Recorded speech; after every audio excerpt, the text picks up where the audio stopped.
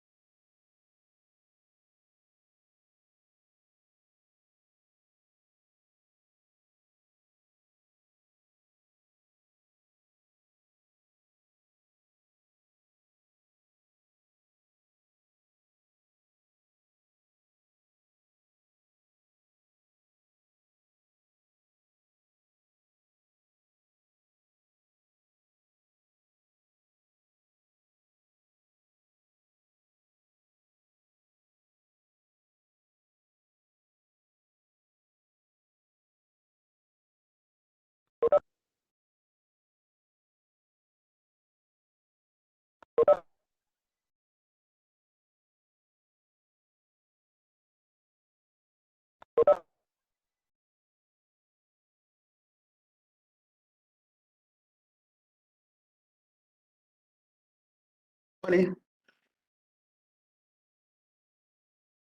morning. Good morning.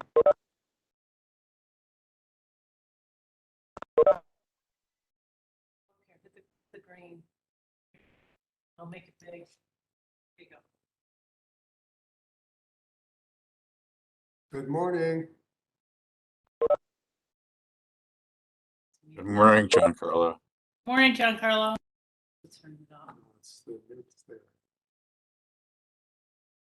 Good morning. Oh, good. I was having a bit of a problem getting into this. Good morning.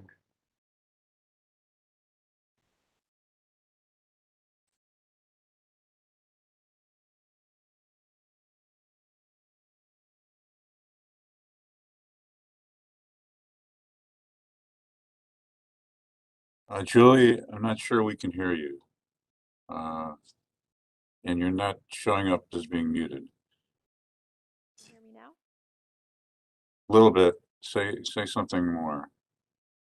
Testing my mic. That's better. Okay, perfect. Change your We have a quorum. Whenever you're ready, we can read the preamble and call the meeting to order, and then I have an announcement before we call the roll. We'd like to call the January 27th, 2022 Landmarks Commission meeting to order. in compliance with notification requirements of Ohio's Open Meeting Section 101.021 of the Codified Ordinance of Cleveland, Ohio, 1976, notice of this meeting has been publicly posted. All boards and commissions under the purview of the City Planning Department conducts its meetings according to Robert's Rules of Order. Actions during the meeting will be taken by voice vote. Abstentions from any vote due to a conflict of interest should be directed prior to taking of any vote. In order to ensure that everyone participating in the meeting has the opportunity heard, we ask that you use the raise hand feature before asking a question or making a comment. The raised hand feature can be found in the participants panel on the desktop and mobile versions and activated by clicking the hand icon. Please wait for the chair or the facilitator to recognize you and be sure to select unmute and announce yourself before you speak. When finished speaking, clicking the raised hand function icon again and muting your microphone. We will also be utilizing the chat feature to communicate with participants. The chat feature can be activated by clicking the chat button located at the bottom of the WebEx screen. All meeting activities are recorded via the WebEx platform. These proceedings are also live streamed via YouTube. All requests to speak on a particular matter via the website or email have been considered. We have also received emails from those who provided written comments on a particular matter. We'd like to call the January 27th, 2022 meeting to order. Mr. Pettit, would you like to start with announcements? Yes, thank you, Madam Chair. I just want to let the commission know that we have a change in membership of the commission today. And it probably won't be the last one we have in the next couple months. The director of MOCAP has appointed Carter Edmond to be the new representative on the Cleveland Landmarks Commission. He is an architect. He is the manager of the Division of Architecture and Site Development, and I just want to welcome him here today.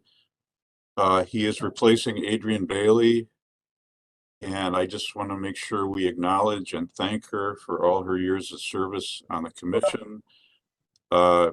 It's kind of remarkable. She has been the designee from the Division of Architecture since 2016, but she has also served on the commission off and on since 1998, which I think is pretty remarkable. She may be the oldest serving member in the commission's history.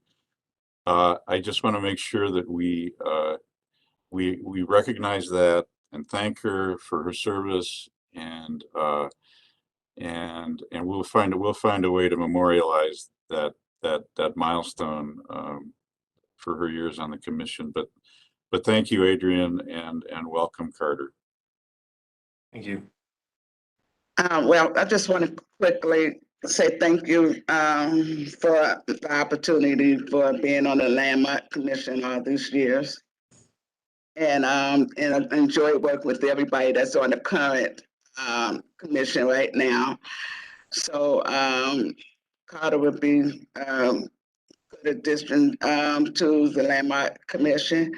So I will be coming in, if he's not available, but he's the member of the commission right now representing MOCAP.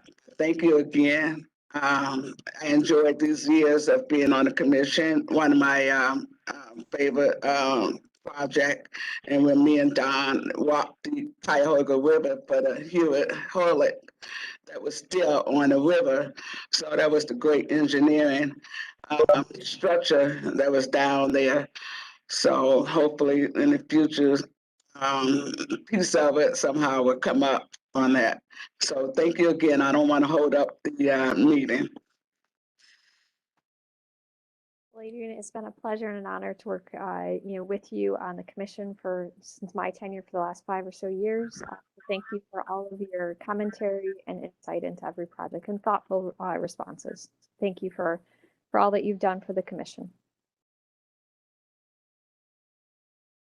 Adrian, I'd like to reiterate that thanks from our division for your service on the commission. Thank you.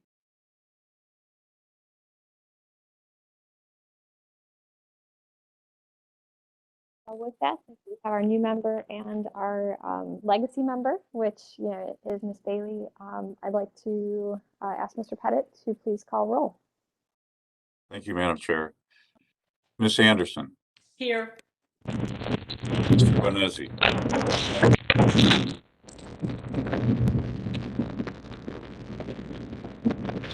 Mr. Colicchia, Mr. Dryer, Here. Mr. Edmond, Here. Director Fields, Mr. Strickland, Here. Mr. Tarasik, Here. Ms. Trott. Here. We are also joined today by our AmeriCorps member, Emily Spasia Schwiff.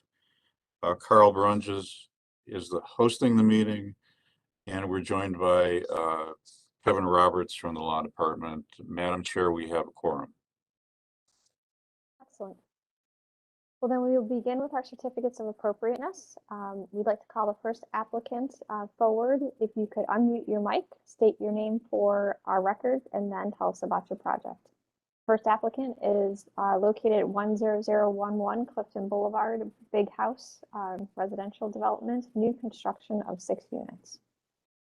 And before we begin, in the interest of time, since we do have a fairly lengthy agenda, we'd like to ask everybody, if you have appeared in front of us before, to please just review the revisions that have been made since we last saw you, and keep the commentary to be fairly concise. Help with a lot with Bowen. So a brief overview of the changes that we've made. We have reduced the overall square footage of the property. There was a unit in the back corner, which you just saw in the lower left-hand corner. That unit has been removed from the project. There were 5 total units in here. We are now at 6 units, but we have 2 smaller units up front. We have also added a covered patio and porch off the front facing Clifton. There are 2 of those now. And that's the summary of the changes. We're at the corner of West and Clifton. It's a 6-unit condo building, all garage parking, same materials, same look to it. And that sums it up. Okay, thank you for that. I'm going to let you get to maybe a rendering so we can see the project. We'll let the presentation catch up. We will start with feedback from the local design review committee. Madam Chair, this did not go back to the design review committee. It was determined by staff that the changes were not substantial enough, that the overall project hadn't changed substantially since we saw it. So although we did keep them informed about the changes, we did not take it back to the committee. I do want to point out that there was a community meeting held last week, hosted by Council Member Brian Mooney. It was agreed that one of the community members, Nicholas Froning, would be here today to speak to the feedback that was given at that meeting. The commission has received emails from members of the community, both in support and against the project, and those have all been shared with the commission. And also there have been changes made in response to some of the feedback that was received last week by the applicants. So that's where we are today. And Councilman Mooney is with us today, as well as Nick Froning from the neighborhood. Thank you. I would also like to add the footprint of the building has not changed since last time. The massing, for the most part, has stayed the same. In fact, it's been reduced based on removing the unit in the back corner. And then, yeah, we took some of the comments that we received, kind of unified some of the windows and the transoms to give a more unified look to it. So, yeah. And maybe if we can go back to the site plan, I was at the community meeting. I can go through those real quickly. So here's the site plan. what you would notice, one of the comments, because the site plan wasn't completely done, so it didn't show all the walks to the sidewalk. There's concrete walks from 3 of the entry areas, but the 2 large patios on the corner, we have stepping stones instead. And that's so it's just not a massive amount of concrete everywhere on the front yard. And that's to take that from some of the comments we got from the neighborhood. The other thing we did is you can see on the bottom left-hand corner, so it's the southwest corner of the building. We put a dumpster enclosure, which was asked for by the neighborhood. So we added that. Go to the elevations. Okay, so this elevation right here, one of the comments was the transom windows on Clifton were different than the ones on West Boulevard.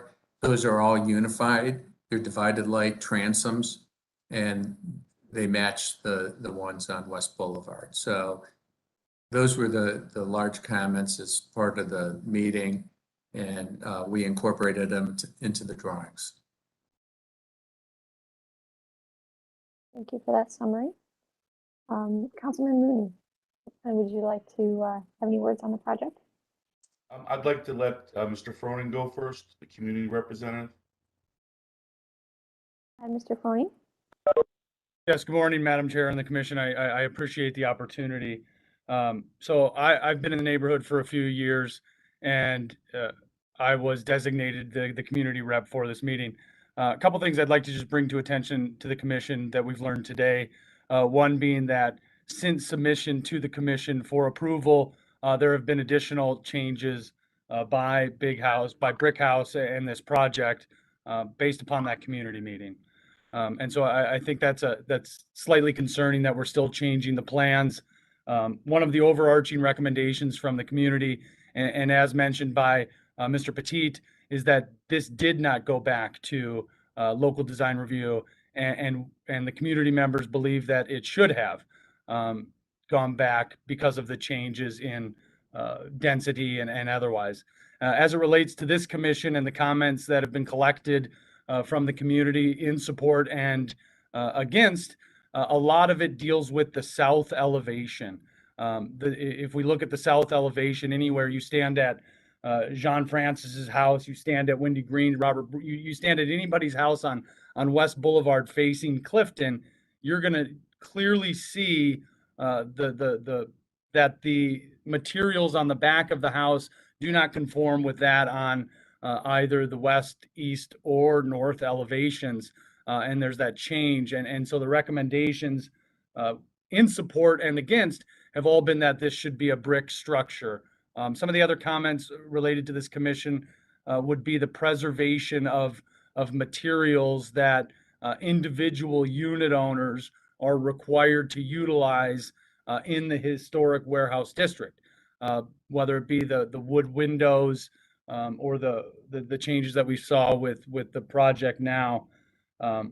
Ultimately, I think that we have community members for and against, but they wanted to see it go back to the local review for their comments to those experts in the neighborhood, and then in addition, see that the building materials such as brick be uniform. One of the comments was no house on West Boulevard has a change in composition of exterior finish, whether it be from brick to siding or siding to it just doesn't exist. And I think the comments I got from residents are looking to keep our neighborhood as historic as it is, and the charm that we all know exists. And so again, I thank you for your time, and I thank you for your review. And the community would ask that this be continued and sent back to local review. Thank you. Thank you for that, the comment and the summary for the neighborhood. Councilman Mooney, would you like to comment next? Sure. Thank you, all members of the commission. This project has been through design review once and has been before landmarks twice and BZA. I've had community meetings in the past and originally learned about this I was only given 48 hours notice that this was going to Landmark, so I asked for a continuance. That because I didn't even have the plans, and representing the neighborhood, it's my duty to bring information to those people that I represent. So after that, I started an email chain with what turned out to be about 50 people in the neighborhood, and we held a community meeting a week ago today, and 6 neighbors came, and Mr. Bowen came, the architect, and we held about an hour meeting. We discussed things, people voiced concerns, had questions, and then Mr. Bowen did get back to me with answers to those questions and some changes that I did share with all the neighbors. And so in the interest of timeliness, a lot of people forwarded me or Mr. Brunjes or to Nick to Landmarks their responses to this. I know Landmarks is concerned about the materials used and the appearance primarily. And so to that, the changes from the last time we're here is a reduction in square feet. And I think everybody's pleased that the unit above the garage, the second floor reduction, not the footprint, that there's been a reduction in square feet, which is the massing of the building. So that's a positive change. In addition, there were some eaves on Clifton that have turned into small balconies. I believe those are nice, good features that Mr. Bowen spoke about. I think also a lot of the concern from the neighbors had to do with the density, there being 6 units and all these garbage cans. So in response to that, they did say that they would put the dumpster enclosure. They still may have individual garbage cans, but at least there'll be an enclosure that would hide them and provide some cover. The other thing that was concerned about, but I believe the builder will meet this, is just the driveway. If you look at this drawing here, there's a house just to the south of it, and they share a common driveway into the back, and then it splits off. So I did review the drawings and make sure that they don't interfere with the existing easement, the resident that owns the house just south of it, so it doesn't impede the easement. And I hope, and I'm confident, that Mr. Bowen and the builder will work with that resident just to make sure that it's a good process, since they're going to be replacing most of the driveway that he uses and his little portion. So I have put him in touch with the resident, met with the resident, been on site, and Mr. Bowen is, so that's a primary concern of mine, but I think they will address that. Now, the neighborhood, like I said, this has been a volatile process, and I think primarily, talking to the neighbors, almost everybody's very unhappy with the density. There being 6 units. They didn't like 5 units. They would have been okay with maybe 4, but to move from 5 to 6, they're very much opposed to that. There's also concerns about the traffic, the impact at this intersection of cars coming out of the driveway, and then they're concerned about there only being 1 parking space for the 2 smaller units that we have now, and wondering if that's going to force parking onto West Boulevard. A lot of the residents were uniformly upset about the tax abatement. They thought it was unfair that they get tax abatement, and that it all with the typical arguments that they have to pay, that they should pay their fair share. That just places more of a burden on the homeowners. Many of the residents were unfair about the materials being used because of the exemption we have, where new construction does not have to comply with the other traditional historic district exact standards, meaning they don't have to have wood windows that everybody else is subject to. So a lot of the residents, felt that was unfair, that they should have to build it to historic materials. Of course, a lot of people were also very upset, and that's more of a BOZA arguing about the variances that were previously given on this site. But I still will say the design of the building does look good. And I think everybody's expectations are, if this is approved, they hope that it's built to look like what it appears within the picture. And as Nick said, yeah, there was a lot of people upset about the south elevation. And a lot of people, this previously was a stucco building, but at Landmarks last March, there was the desire to move it to brick, and so they did the brick on Clifton and West Boulevard. We did approach the developer about using brick on the other side, but because of it's already previously been proven cost, they indicated that was not possible. But so that is just wanted to give voice to the summary of this project. Thank you. Thank you, Councilman Mooney. We will now open the floor for questions and comments from the commission. Mr. Brunges. Sorry, just a little bit more on staff. I want to address some of the issues that were brought up. When staff decided that this would be coming back here, I did share the revised plans with the design review committee out of courtesy so they could see the changes. They did give, there were two pieces of feedback. One was that the balconies on the Clifton side seemed to not be even, and that ideally they would be either the same projection, either smaller or larger. And they wanted to confirm that the site plan still included the 4 oak trees that were in the original submission when it was approved. Also, even through the design review process, the design review committee originally gave that, and I will read their original, is it was a true stucco to be considered that was later changed to brick, but then they approved EFS for the interior motor courts and facades. So there's always been the two materials approved throughout the process. That the windows are aluminum clad wood with exterior mountains. So, which is also an approved replacement for wood windows that we do consistently. So they are meeting the spirit of the Secretary of the Interior standards and having higher quality materials for their windows. But I just want to confirm that the trees were a big deal to the committee, and I just want to confirm with the developers and the architect that those are still in the plan. Thank you. Yeah, landscaping hasn't changed, so it's still all on the plan. And the south elevation, with the exception of the second floor above the garage that was removed, has stayed the same. So the material has stayed the same on the south elevation in the motor court.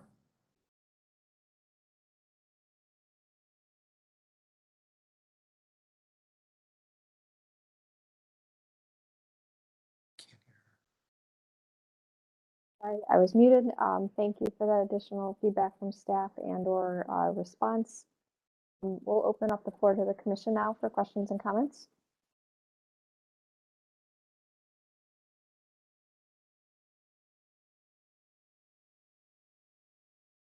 Mr. Strickland. Thank you, Madam Chair. Mr. Bowen, could you clarify, you said the material has not changed on the motor court or the south elevation? The way it's depicted here, it looks like could be vinyl siding. Can you confirm what that material is? It's a fiber cement board siding, so it's not vinyl. You know, like a hardy board siding. So something, Hardy board. yeah, something that's going to be more durable and last longer. Yeah, I mean, we approved, we approved that material routinely. I don't have any problem with the use of hardy at the motor court or the south elevation. And previously in the presentation, we have expressed concerns about coordination with the neighbor to the south in terms of the drive. And as the councilman mentioned, it sounds like you are complying with any easement restrictions and coordinating with that neighbor. So that's certainly positive. I think it's a beautiful building and will enhance that corner. And I strongly favor the project. Thank you. Thank you, Mr. Strickland. Ms. Anderson. Thank you, Madam Chair. I also want to say that first off, that I'm in agreement with Mr. Strickland. I think it really is a beautiful building. I think you really did a great job with this design. And it looks like you're using some very high quality materials. I'm just curious why these changes are being made.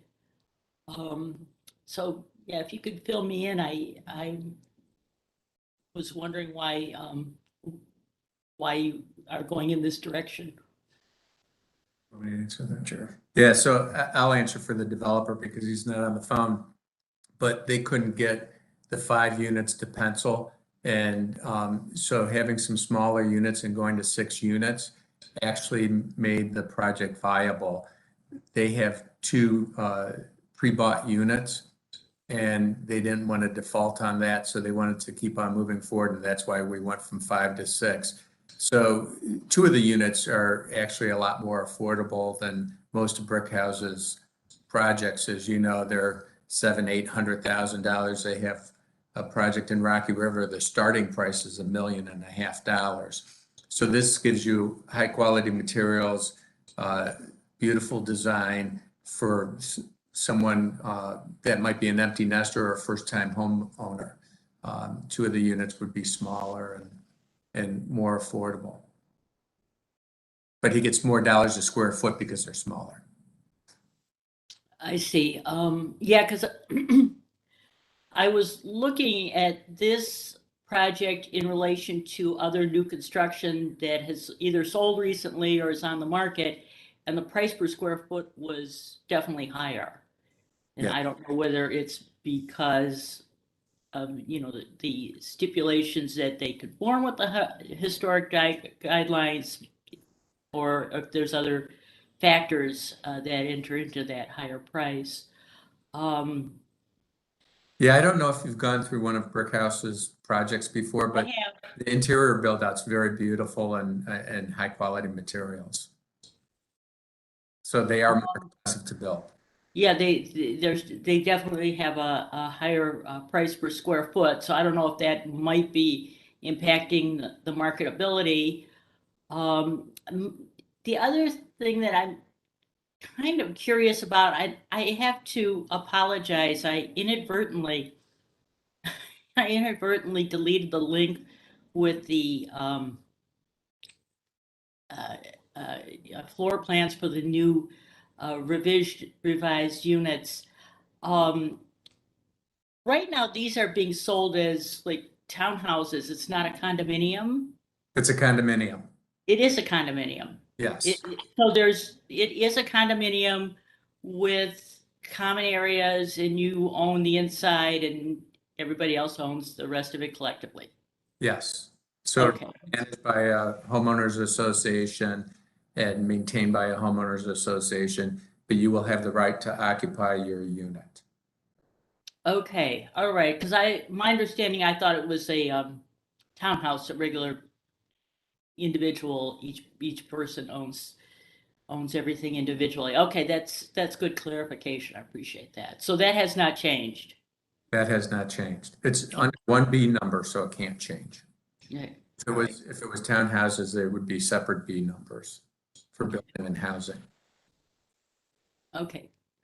All right. Well, thank you very much. Mr. Edmond. Thank you. Looking at what has changed since the previous approved version. So I understand on the north Clifton elevation, which is showing here at the top, the 2 balconies are new, and those were just smaller entries with a little roof stoop previously. Is that correct? Correct. I think that's a really nice change. That's a very positive addition. I also think that the difference in size between the 2, I think is actually compositionally preferable and appropriate. It also reflects the fact that one of them is leading to a larger unit and one is a smaller unit. So it sort of translates a little bit what's going on in the interior. But in terms of what's changed from what was previously approved, I think that is a very positive move. Thank you. Ms. Anderson, did you have an additional question, or did your hand just stay up by accident? I'm sorry. Let me pull my hand down. Okay. I guess I'll do my comments next. So the community asked this, and I just want to follow up on it because maybe I didn't hear it in the presentation. With the addition of the 6th unit, where are the residents going to park? Did you split the parking? Is that what happened? The one in the back now has single parking? All the garages all. If you go to the first floor plan, well, you could, there, It's like- yeah, you could see it in the site plan too, so the site plan's fine. You could see it on the elevation here too, the top left elevation. There's actually a wall separating them too, but they're two smaller doors. So each one of the small units, the affordable units, let's call them, will have one parking space and they're separate doors and it's a separate stall. So they're totally separated. And if the resident has more than one car, what is the plan by the developer for those additional cars? I don't know that Is it on street? has Is a it? plan for that. I would hope someone buying it would have a plan for that, but I think people are trying to go to less cars and hopefully people will start engaging and riding their bicycles and stuff like that instead of having cars. And the units are smaller and it's kind of set up for people that are either empty nesters or you know, first-time homeowners. I can't imagine what someone would do if they had more than one car, but there isn't parking for more than one car for those two units. What is the width of the drive? I know we asked this question previously, knowing that you are, you have 12 cars potentially using that single driveway. What is the width of the drive? Go back to, I don't have it with me. I don't have it with me either. Is it 12 feet? It might be. I mean, yeah, I have no idea. While you're talking, I'm going to find out. Okay, I think we expressed this in the last, presentation, and you have the easements to go onto your neighbors, but what's your staging area for cars, knowing you are near an intersection and people could be turning in and out of that drive. I mean, 12 cars is a fair amount, to the neighborhood's, comment that you're trying to you have the potential that you're going to need staging for cars, either coming in or out or both. Going in, it's on the street, but if someone's trying to come in and out, where's that additional car going? I think previously it's where the trash was, or is shown now, which I think is a good location for the trash, but I think the logistics of the width of the existing drive, to me, still is concerning. I agree with the neighborhood. I think last time when we reviewed this and reviewed the material change, I made the recommendation to change that south elevation to brick. As we continue to look at it and look at the site in context, I still hold strong to that too, that I think that south elevation for the east portion of the building should be brick. The garages, in my opinion, can be maintained as the hardy board. But the south elevation, since it is so visible between in the house to the south, I personally feel that south elevation should be brick also. And the balconies, I feel, you've worked very hard to try to make this a very sort of relentlessly symmetrical, or not symmetrical, but uniform style that I personally probably agree that, I would prefer the balconies on the Clifton Avenue to be closer in size than they currently are, because it's your east elevation is very the detailing is very continuous or consistent, and the balcony's difference does to me throw off the consistency that you've worked so hard to create on this elevation, on the north elevation. And then finally, the two small windows that are on the second floor and first floor adjacent to the large bay window and above that, the bay window, those do not have exterior applied muttons. Can you tell us why we've decided not to put muttons in those three windows? We can add them. I mean, I don't think it's a big deal. I mean, it's something that we can look at and we can add them. Just looking for the consistency Yeah. across the elevation, and the bay windows have, its own sort of language and vernacular, where those two windows being adjacent to the other windows to me seem a little foreign. Yeah, I think the issue consistency in of the mind. elevation would be nice. That's my comments. I am concerned though about the drive width and the cars, especially with the increased density. It's 12 feet. So a single lane drive in and out for 12 cars does still concern me.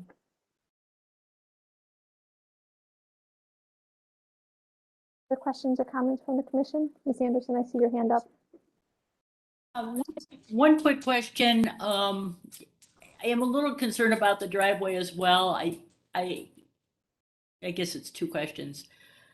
Is it possible for somebody to pull out of these garages and orient their cars so they're driving forward out of the driveway as opposed to backing out of it? Yes. Okay, and my other concern is snow removal. Where do you put the snow? Probably like on my street. Especially right now, it seems piled up everywhere. But yeah, so, depending on how they remove the snow, it would probably sit on the tree lawn, most of it. I'm not a plow master. I do my own driveway and some of my neighbors' driveways. I would also tell you the 12-foot is kind of consistent with the apartment buildings and the condo complex across from my house. And they have many more people than that. There seems to be a underlying courtesy of people kind of holding back until the other person pulls in and vice versa. And we're talking about a lot less cars here than what you might find in the apartment buildings and the condos by my house. I live right on Lake and 110th Street.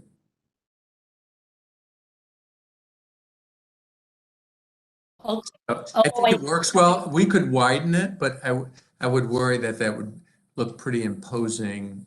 I'd rather do less concrete than more concrete. yeah, I'm just concerned about, auxiliary parking. My experience has been that people in this price point, they have cars. So if you have a couple, they're each going to have a car. And I think people are going to be just going to electric vehicles and that kind of thing. I don't think they're going to necessarily be relying on their bicycle for, their daily transportation needs. Especially when you look outside, nobody's on their bicycle now. Mm-hmm. Yeah, I think the smaller units may just have a single person occupying the space too. I mean, there's a fair number of people that probably want their own home and don't have that opportunity for a smaller house that has high quality. Brick House tends to pick up markets. I remember when they did 21 Coltman, that was back in 2008. No one was buying anything and it sold out. So they seem to figure out where the market is and they get their units sold. Yeah, well, fortunately, they have a pretty good realtor, and they did it as well with 21 Coltman. So, hopefully they'll be able to work things out with Ted. But that is a concern. Okay.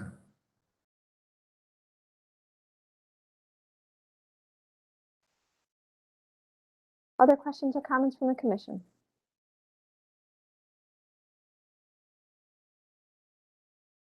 Would someone like to make a motion?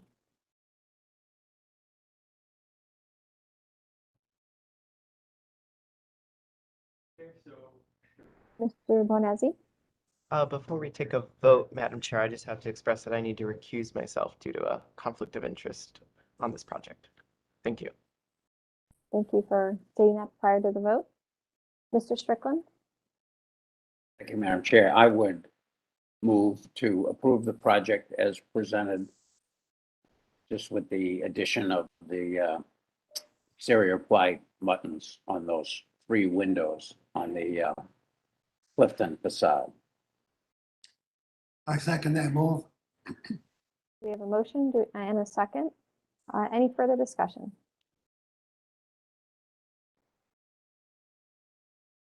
All right, Mr. Pettit, please call roll and announce the results. Ms. Anderson, Yes. Mr. Bonesi is recusing himself. Mr. Colicchio, Yes. Mr. Dryer, Yes. Mr. Edmond, Yes. Mr. Strickland, Yes. Mr. Tarasik, Yes. Ms. Trott, Yes. the motion passes unanimously with 1 recusal. Thank you very much for all your time. Thank you. We look forward to this project moving forward. We will do it very quickly. Move on to our next applicant, located at 2817 Detroit Avenue, revisions for plans for residential rooftop patio, parapet, and stairs.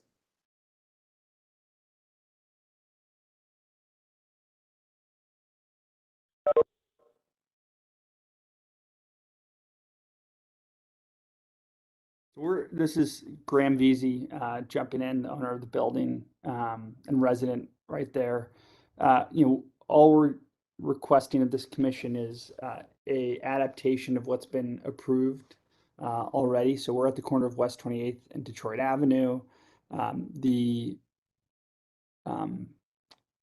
Essentially the parapet wall, we're looking to extend the height of it. So if you see the green areas where we're going to put an outdoor area, you want to keep progressing. This is the existing conditions. As you can see, it's this like kind of pinkish drive it that we're eliminating and adding additional materials. We're not going to change anything with the tiger mural, where Amba, Doug Katz's new concept, is going to open in the next month or so to keep progressing.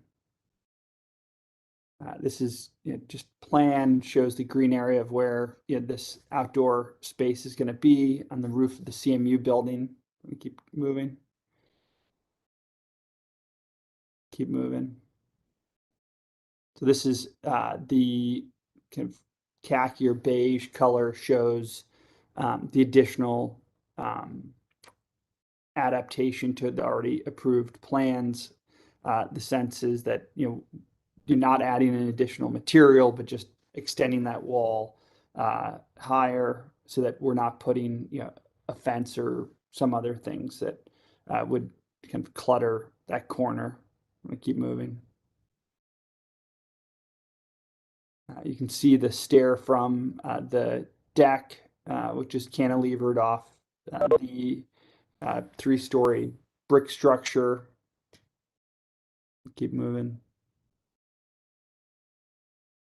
This is, again, already approved material list and sequencing, but you're seeing how we're just extending it a little bit higher in order not to put a fence or anything like that. So using the building as that barrier. Keep moving. Not to be seen from the street or the sidewalk, but just putting a synthetic grass system on that roof surface so that our 1-year-old daughter can run around.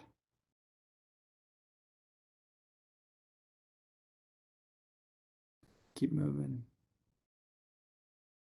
And so this is the approved permitted set.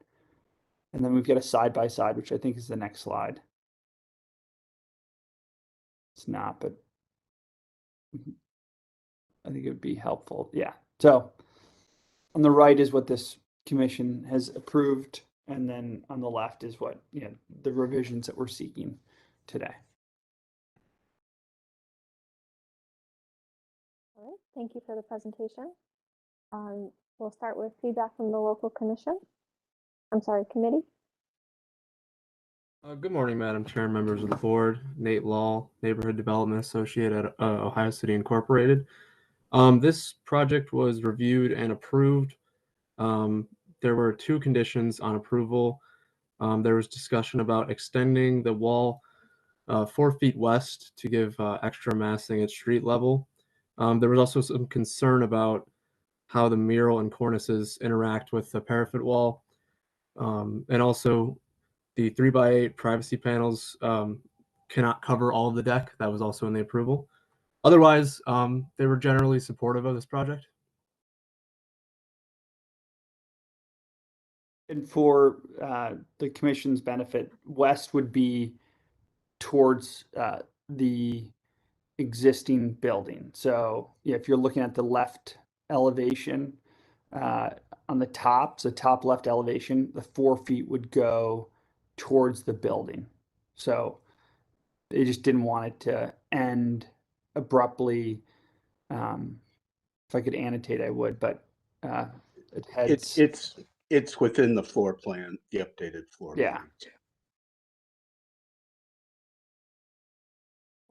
Thank you for that, the feedback and the summary of feedback from the committee. We will open the floor then for questions or comments from the commission.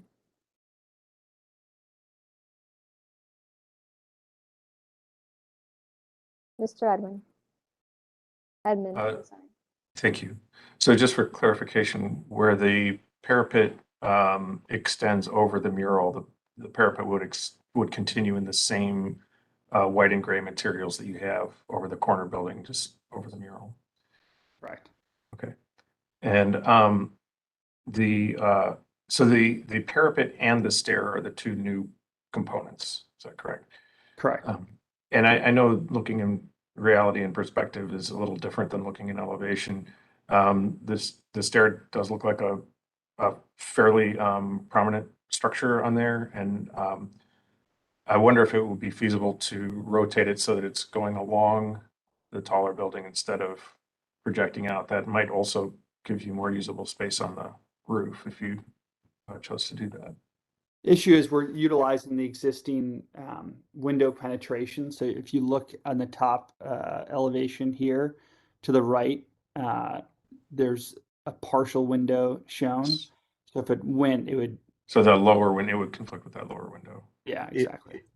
If I might interject too, Graydon Petznick from Cleveland Draw, the architect, we're also utilizing some of the structure below to help support the stair, which tailored the position that it is. It was a view out of the existing building, as well as using the structure of the building below to place the stair there. In the photographs at the beginning of the presentation, the stairs declines as it goes away from the building. And with the setbacks as they are, they seem to be in the best location to minimize it from street and surrounding buildings. Thank you.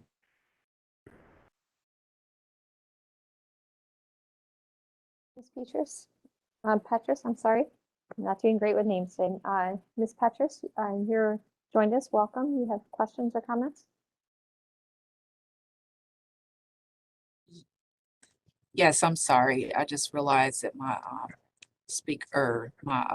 headphones weren't in. I was wanting to know about the mural. Is that an existing mural that's on the building already, or are you all incorporating a new mural? That's existing. It was part of the Creative Fusion cohort that we all worked on together. That's Michaela Pici, a Italian artist. Mural. Yeah, Italian artist who lives in Berlin. And one of the components of Amba, which is the Doug Katz restaurant that's moving into that space, is the way that we've designed it. We're embracing that so that it will be around way beyond the 5-year commitment that we had made to the artists when we commissioned it. Okay, good. Thank you. Any questions or comments from the commission?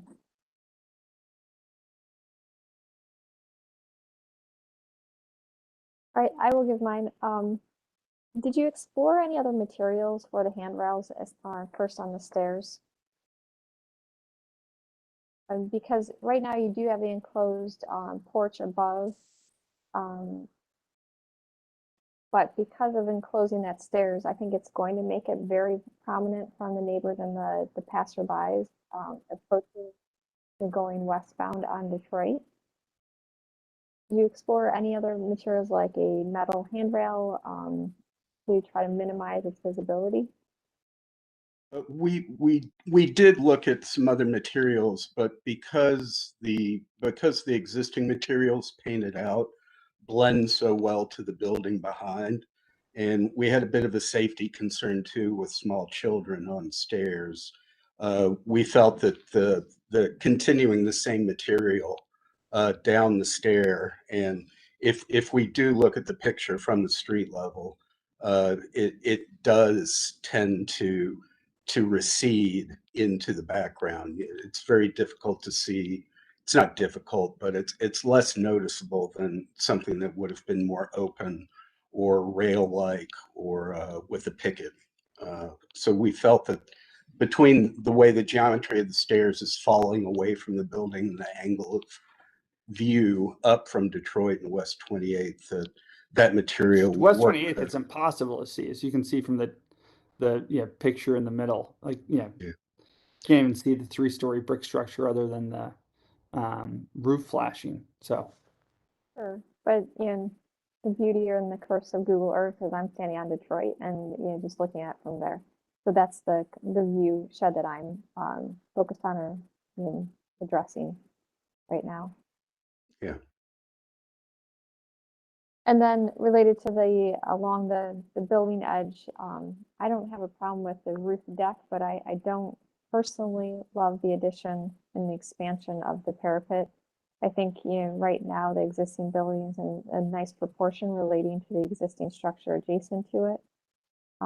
As you increase the height of the parapet, I think it sort of changes the proportion of the building.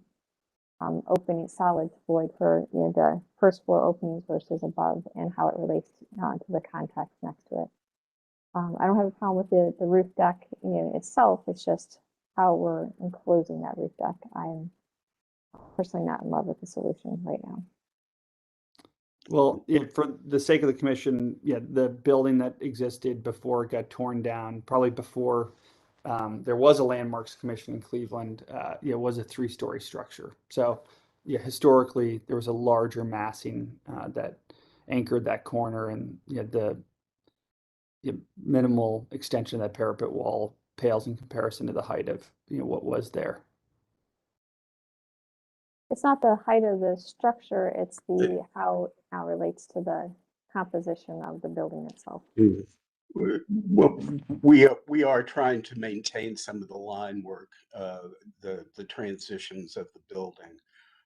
We did look at more open materials for that initially, but felt that the mass and being able to relate to the string course of the 3-story building and extending that around West 28th was without increasing the surface area for the sign bands that we had approved before in considerable discussion back in June of 2020. This did seem to be the best solution for that between the options that were presented.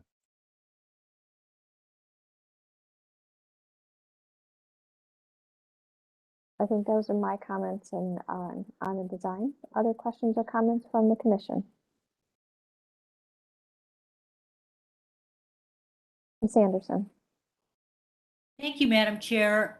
Is that roof deck going to encompass the entire surface of the roof of that 1-story building? No, just partial. How high is the current parapet wall above the roof of that 1-story building? How high is it now? I think it's CMU, it's like 6 inches. Oh, okay. So it's not, it's pretty low. Yeah, it's not. So whatever you put on that roof is going to be visible from the street, even if it's set back from the roof line. Well, that's the intent of raising the parapet wall. Yeah. Right, right. I'm getting at trying to see if there's a way to minimize extending upward that parapet wall.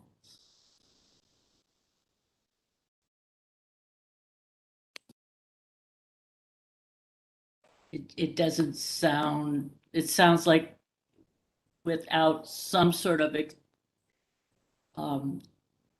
without raising that parapet wall, the roof deck's going to be visible from the street, correct? Correct, and unprotected, safety-wise, so we do need to raise it. Although the roof deck is not going to be encompass the entire roof, correct? I think that's what you said.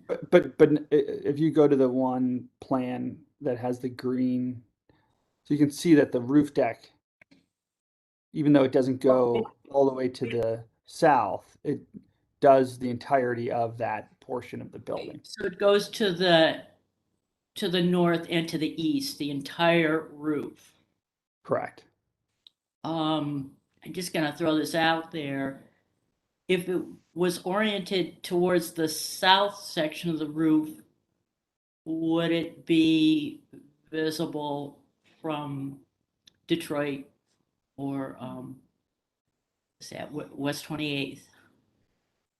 Well, we would look, you could do that and minimize it, but there are some considerations with the construction of the existing building that are placing it where it is right now. Not only structural capacity of the existing building, but also the fire rating of the different components of the existing building.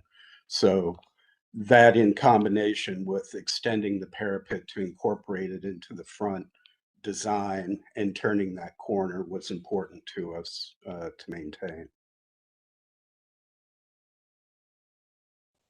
Okay, thank you.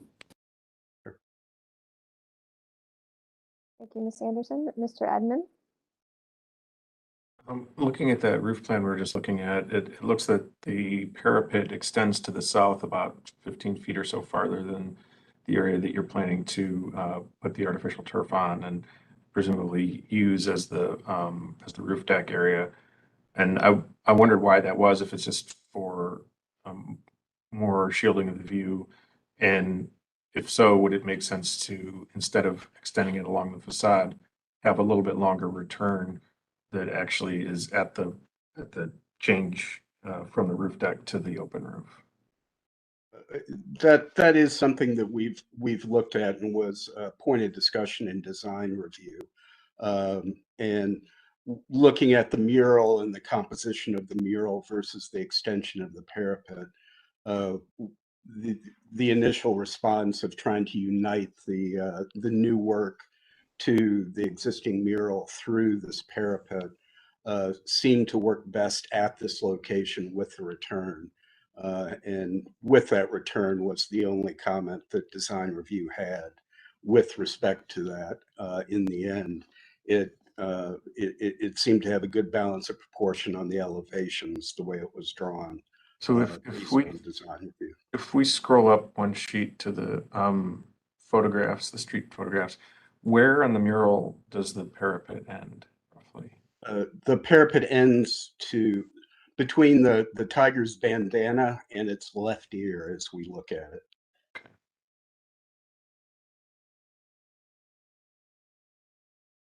But what's not shown in this is that we have a door being inserted into the mural at the tip of the tiger's paws for the new restaurant. Between the tiger and the bird.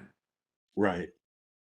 And you are going to continue that gray band at the existing coping height across that would separate the mural from the parapet. Correct.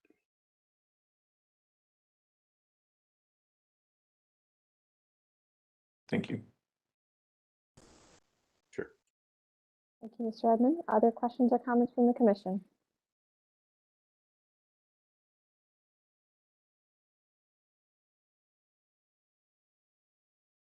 Okay, if there are no other questions or comments, would someone like to make a motion?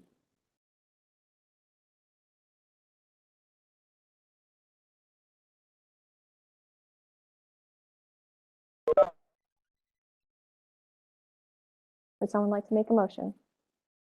Mr. Strickland. Thank you, Madam Chair. Yeah, I would move to approve the project as presented for the extension of the parapet and the addition of the stair. All right, we have a motion. Do we have a second? Mr. Bonezzi, is that with your hand up? I will second that. Okay, we have a motion. We have a second. Any further discussion?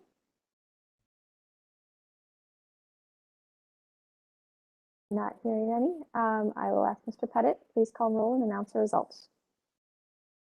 Ms. Anderson, Yes. Mr. Bonezzi, Yes. Mr. Colicchio, Yes. Mr. Dryer, Yes. Mr. Edmond, Yes. Mr. Strickland, Yes. Mr. Tarasik, Yes. Ms. Trot. No. The motion passes 7 yes, 1 no. Thank you very much. We appreciate it. Well, thank you. Good luck with your project.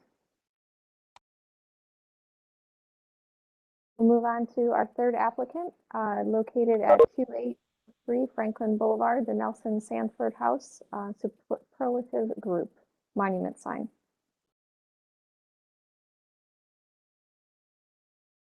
Good morning. This is Kyle Cantor. We've presented a few times, so I'll try to keep it as brief as possible. So this was the sign's already installed.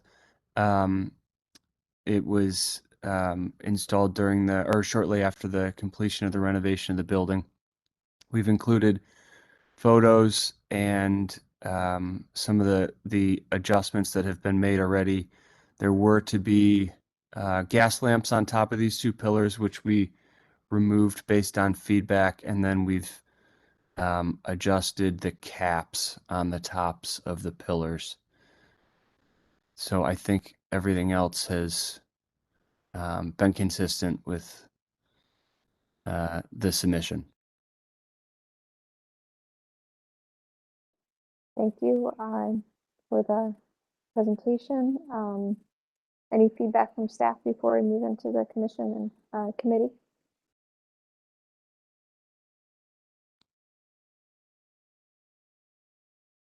The only thing that there is a 10-foot map setback that this falls into. However, because it's signage, that setback does not apply. Was one of the findings that in looking at this, that we should keep in mind if for other stuff that comes along, Franklin, that there is a 10-foot map setback here. Thank you for that feedback. Feedback from the local committee. Good morning again, Madam Chair and members of the board. Nate Law, Ohio City Incorporated. So as Kyle stated, this monument sign was installed without approval and is now seeking retroactive approval.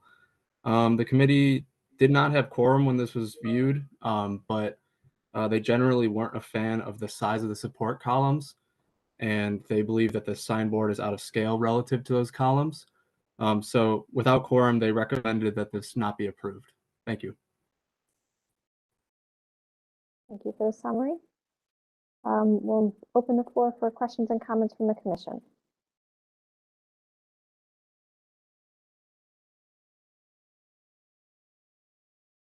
Questions or comments from the commission? Mr. Edmond. So yeah, I have a question on the recommendation from design review that a 4 to 5 foot sign would be more acceptable, and I need to understand that a little better because I completely understand the issue about the proportion of the sort of the size of the sign itself versus the supports. A 4 to 5 foot, that looks like it's about a 4 to 5 foot sign. Can you elaborate on that sign size recommendation a little bit? So I believe that what they meant was in total width, so with support columns and with the sign, I so see. 4 to 5 feet for that. So that because they believed it was out of scale. Right. So it looks like the sign itself, and then it says the dimensions is 48. So the sign itself is 48, and then we've got like 2 feet on either side of it. Correct. So Yep. I see.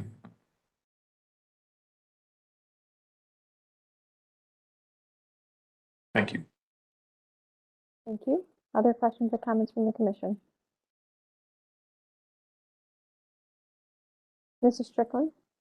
Thank you, Madam Chair. So I'm looking at this, there's a dimension there of 48 inches. That's the total height of the sign. That's Well, correct. height of That's, the pier. Right. that's correct. The height of the pier.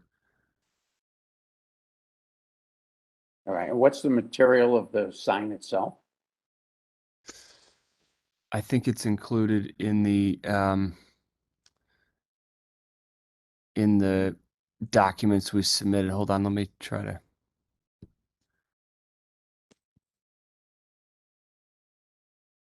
Can't tell looking at it whether it's a plywood sign or. Oh no, it's not. It's not a wood. It's a printed material. Hold on. Sorry about that.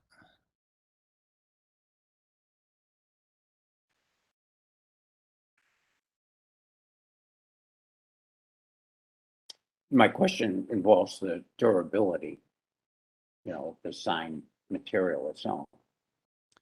Yeah, it's been there for 2 or 3 years and has not shown any wear or tear at all to date. So it was made. The material is made for this kind of application, but I'm struggling to find the description of the material right now.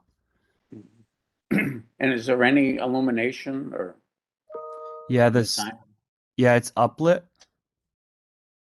So landscape lighting uplit. I don't see the landscape fixtures, lighting fixtures in this picture. Yeah, I'm not sure they were in when these photos were taken. They're in now. I'm sure I can get a photo, but it's just low voltage uplit floodlight that matching the uplighting that's on the building as well. So is the fixture flush with the grade and then just focused up, or is it projected up above grade with a some kind of a concrete mount or? No, how is the fixture is just it's on a stake flush with the grade, or maybe an inch off grade, and it's a wide flood, so illuminates the sign on both sides. All right, and then that's on some kind of a photo cell, as it's not on all night, is it? Correct. And can you explain your comment about the looks like precast concrete caps on top of these masonry piers? Yeah, it was suggested that those be thinner, so we made that adjustment. And that's what's reflected in this picture? Correct.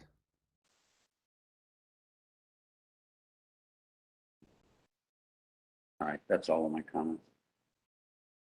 Thank you, Mr. Strickland. Mr. Tarasik?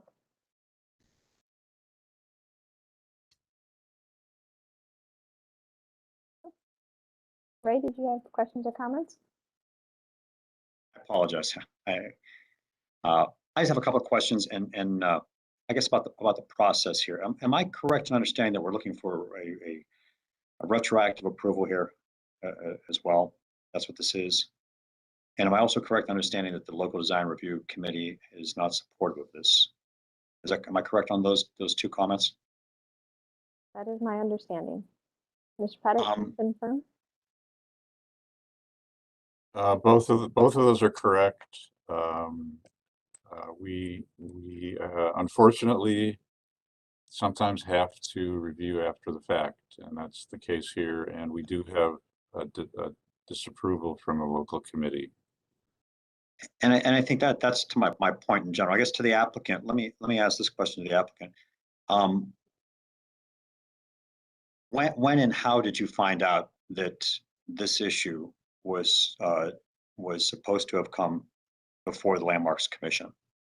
Yeah, we take full responsibility for that. We were contacted after we completed, we had a contractor help us put this in, who's a friend, and we're not aware of the requirement to go through this process. So take responsibility for that, and we're contacted after the fact.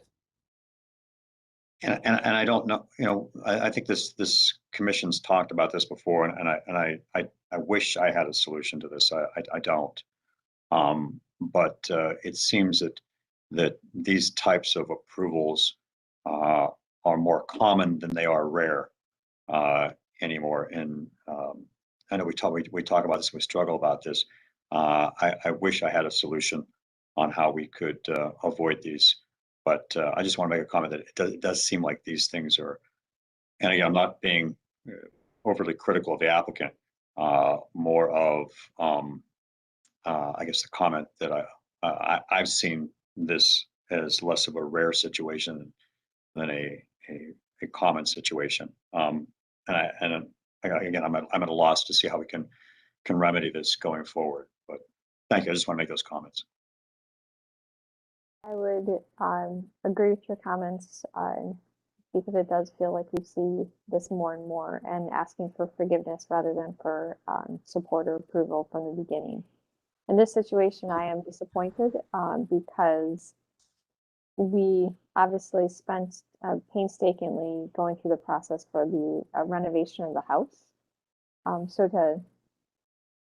It disappoints me that we just moved forward, the applicant moved forward with the signage, knowing how much care the ownership team and the Landmarks Commission and local committees have done to try to partner with the owner to get the renovations to the point that meets everyone's expectations.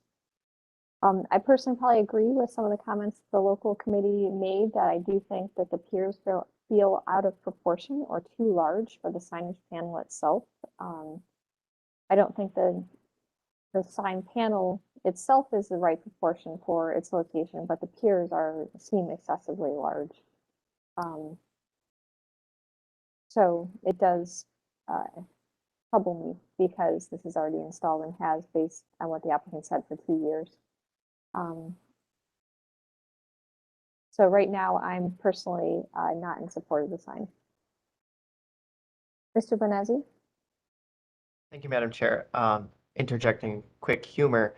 It's funny how this always happens to me, but I drove by this sign last night and thought about this sign. And here it is in front of me this morning.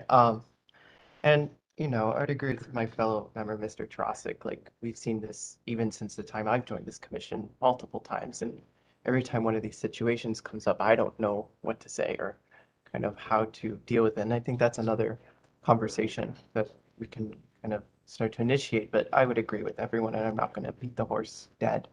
I'm not in favor of the proportions of this. The house is absolutely beautiful at night, and we were driving by looking at the beautiful house, and then immediately the friends who I'm with, and unfortunately all of my friends are architects, they saw the sign, they said, God, that just ruins the house. And then we kept driving. In personal life interjection, but you can see how that kind of carries out in day-to-day life. So I would agree that I'm also not in favor of the sign, but in terms of a motion to carry forward, I'm not sure what to do. That's not my expertise or knowledge base. So, but those are my comments. So thank you. Thank you, Mr. Bonazzi. Mr. Strickland? Thank you, Madam Chair. So that the applicant has some clarity with regard to the commission's comments regarding the sign, I personally think that the piers complement the renovated house, and certainly we're very familiar with this project. It came before us multiple times. We had problems with the execution of the renovations, with things being done out of sequence and before all the approvals were issued. I remember very well the process of finally permitting the renovation of this house. And I'm sure the owner was fully cognizant of what the requirements were. Personally, I don't have a problem with the piers. I think the sign itself looks like a temporary sign. And so I'm not in favor of the sign. I think that more design effort in terms of the building a sign cabinet and having an appropriate permanent sign is required here to replace the sign panel that's inserted between those panels.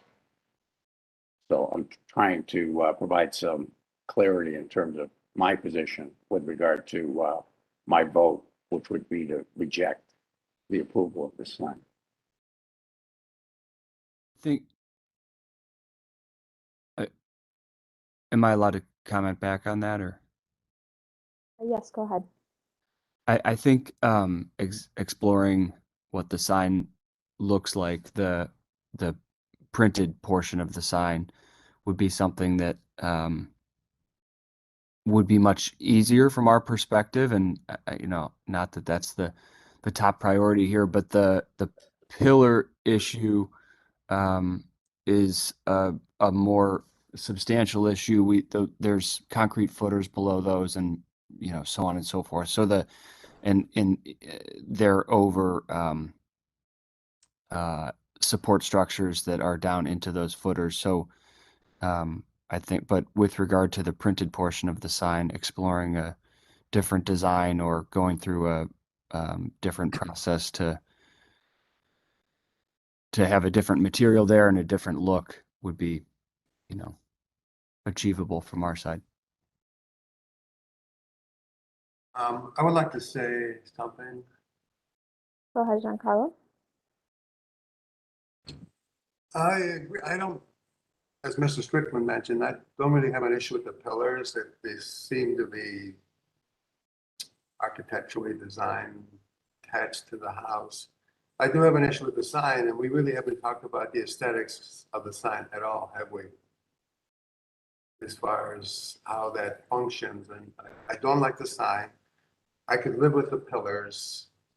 And also my other issue is that if we were to reject this application, what would be the next step? Will those pillars be torn down, or I'm not sure what the procedure is. Does anybody know what the procedure might be in that regard? Mr. Pettit or Mr. Brundage, do you want to interject? Mr. Klickia, Madam Chair, I think we have options here. I think we can separate out the structure of the sign, meaning the pillars, from the overall approval. You know, I don't think we want to get into the content of the sign. You know, this is a business identification sign. But I think we can separate out the sign itself in terms of materials, design, proportions, from the pillars, if we so choose to. I guess the other issue I have is that, you know, this has been before landmarks, the building itself, several times. So I'm sure that the applicant was aware of what needed to be done as far as the sign was concerned. So that doesn't sit well. But at this point, I think, you know, the pillars, I personally don't have any objection to. They seem to be substantial and rather classical and in line with the house in some ways. But the sign is very disturbing. I just doesn't do anything for me. So if we could introduce that subject, if we can, then we might have a way to resolve this issue. Just to clarify my comments on the two piers, and it's not the materiality of them, it's just the proportion of them. They seem too large and bulky in comparison to the sign and or the house itself. They seem overbearing in the sign design and distract me from the house design, in my personal opinion. The signage panel, to me, to your point, Giancarlo and Mr. Strickland's, is that it's too small in relationship to those piers also, and the materiality does seem a little flimsy, but and related to how substantial the piers are, but for related to the piers, that's my personal feedback is that I feel that the proportion of them is too large for in relationship to the house and or the sign. Ms. Anderson, you have additional comments? Yes, I do. Thank you, Madam Chair. I'm in agreement with most of what is being said here. I do think the piers are probably too large. My concern is they're made out of like a stamped faux brick material, and I haven't driven by this to see how that material relates to the, you know, the 19th century brick on the house. You know, if and if they were smaller, it probably would be less of a contrast, if that contrast exists. It's hard to say from these photos. And if it's possible to rework the sign so it makes the brick piers look less overwhelming, I might be open to that. But yeah, right now they are the dominant feature and the sign sort of recedes from that. So I probably would need to actually go by and really look at this and how it looks in person. But those are my comments. Thank you. Thank you, Ms. Anderson. Mr. Bonazzi, additional comments? Thank you, Madam Chair. I just wanted to also clarify that I think when, you know, I would agree with first Ms. Anderson, which I did not get to see, you know, driving by the exact state of the material. But to clarify my comments, the particular issue that both myself and my friends had was kind of the thinness of the sign being supported between two very large objects. And so actually what you see most throughout the day is not actually the sign itself, but you see these kind of just two objects sitting in the middle of the landscape. So, you know, if we take regardless, I do think they are out of proportion, as the Madam Chair has, you know, expressed. But if we take that out of the equation and we just think about the sign itself, maybe there's a possibility of changing the proportion of the depth of the sign so that it somehow doesn't feel so flimsy between these two very large objects. Maybe that could be a compromise, something to discuss. I don't know anyone else's thoughts on how to resolve the thing in between the two larger objects. That's all. Thank you, Mr. Bonazzi. Maybe we can talk about that here in a moment. We'll get through some additional feedback. Mr. Edmond? Yeah, I agree with those comments. I think one of the challenges of trying to resolve the proportion, and I think that making the sign deeper would help that. And I also wanted to, you know, agree with that comment about how these pillars kind of almost hide the sign the way they are. I think one of the challenges of trying to resolve that proportion issue is that the columns are where they are, and you can't move them farther apart, which is kind of what you want to do. I also have some concerns about the durability of the polyurethane sort of hollow shell construction of that. I don't have a section here, so I don't know exactly how it's built. But understanding that there's a post with a foundation, you know, that it would be more involved to try to relocate that or something. I wonder if it would be possible to change the cladding on that. I'm assuming there's sort of a void space between the polyurethane shell and the post. And if a different cladding could be put around those posts so that the sign could become bigger within the dimension between the two posts, it could be a little bit more visible. It could have a little more mass itself, and then a different smaller cladding could be around the structural posts that are actually supporting it.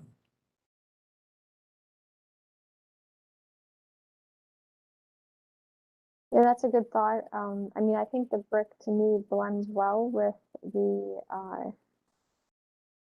brick on the house, but I agree with that, but I wonder if it could be, you know, it looks like it's, you know, 2.5 bricks. I wonder if it could still be a brick cladding, but just maybe 4 inches less, and it's 18 inches. I think maybe could it be 12 or 14? I don't know. Right, so try to work with the existing footers, but change the proportion of the piers Mm-hmm. and the redesign of the sign. I mean, if they're staying with an existing precast, that's a question that the ownership would have to answer. Yeah, the way that I don't believe that would be possible, the way that the wood pillars and support structure inside of the brick is set up down into the foundation. So I understand what you're saying. I don't think I think we're back into the for lack of a better term, excavating of the whole thing at that stage based on how the interior support is. I think at one stage there was some discussion about, as Mr. Benezzi mentioned, moving maybe going from one sign between the two to two signs closer to the edge of each on each side, so that there was less of a setback when you're looking at it from each direction, which would improve kind of the visual proportion of the pillars to the sign. So I don't, that discussion it was just a comment that was made at a previous meeting, I think, but didn't get any guidance on that. Well, that's going towards more of a cabinet design that, would bring both sides of the sign closer to the edges of the piers. Right. Yeah. So whether the sign is what it is now or it was something else, bringing it closer to the face of the pier on each side that you're looking at it. And are these current pictures of the sign from spring, I'm assuming? Yeah, I believe so. I believe so that they're relatively current. I don't remember exactly when they were taken and when this deck was put together. Well, I think we've made enough comments regarding the project. At this point, we need a resubmittal with potentially a new design based on the discussion we had, and conclusively reject the proposal as presented. Well, we have two options. Either we table it and allow the applicant to try to make the modifications, or we reject it. I believe take a vote, and there is the option that it could be approved or rejected. At this time, I think, Ian, tabling it would be a recommendation to allow the applicant to make the modifications. Unless Mr. Pettit has any feedback on that. I mean, Madam Chair, I don't think we should be redesigning the sign at the table today. I don't think we can solve all the design issues here. But I do think it would be appropriate to ask the applicant if he's agreeable to tabling this to, revise the sign based on the comments today and come back to the commission at a future date. Is the applicant open to tabling it today to allow you to make modifications to your design? Sure. Okay. Well, with your permission, then we will. I will ask if someone would like to make a motion. Mr. Strickland. Thank you, Madam Chair. Before we make a motion, I would like to review for the applicant's information, the timeline associated with tabling this project so that he knows the time restrictions associated with that move. Well, the soonest that you could return would be 2 weeks, if there is room on, the next agenda. You know, obviously, agendas, do fill up quickly. Related to the timeline of tabling, to reappear, Don, is it typically 6 months? I will let Mr. Roberts confirm this, but I believe we can table for a maximum period of 6 months. And Mr. Pettit is correct. Our rules indicate that the period is not to exceed 6 months. So what that means is that, you know, we would, your project would be put back on the agenda to vote to approve or disapprove, after that 6 months. But it gives you the option to return within that 6 months with a modified design. And that is the, design that we would vote on versus what we presented today. Did I state that correctly, Mr. Roberts? Yes, Madam Chair, you did. Okay. Mr. Strickland, did that, you know, help? And, or to the applicant, does that help you with, your timeline? Yes, understood. Thank you. Thank you. And the, Madam Chair, if I could inquire in terms of the consequences, if the applicant doesn't return within the 6 months, since this is an existing installation looking for retroactive approval, does that turn out to be a rejection of the installation by this commission if no action is taken within 6 months? Well, I would point out that there is a permit application pending. There's currently no permit for this installation or the sign. If they do not come back and resolve this, then they're out of compliance, and the permit would be rejected, and then it would become a code enforcement issue. Thank you, Don. That fully clarifies my inquiry. Thank you. Mr. Brunges, did you have something to add? Yes, I know an inspector went out about this. I don't know if a violation notice was issued or not, but they have 6 months from any violation notice to correct it, and then if that is not corrected, then the Building and Housing Department can prosecute.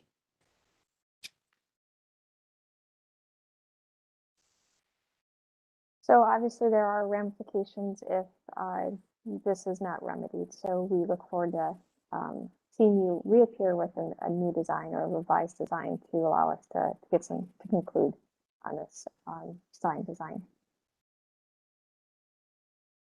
With that being said, would someone like to make a motion? So Carla, I see your hand up.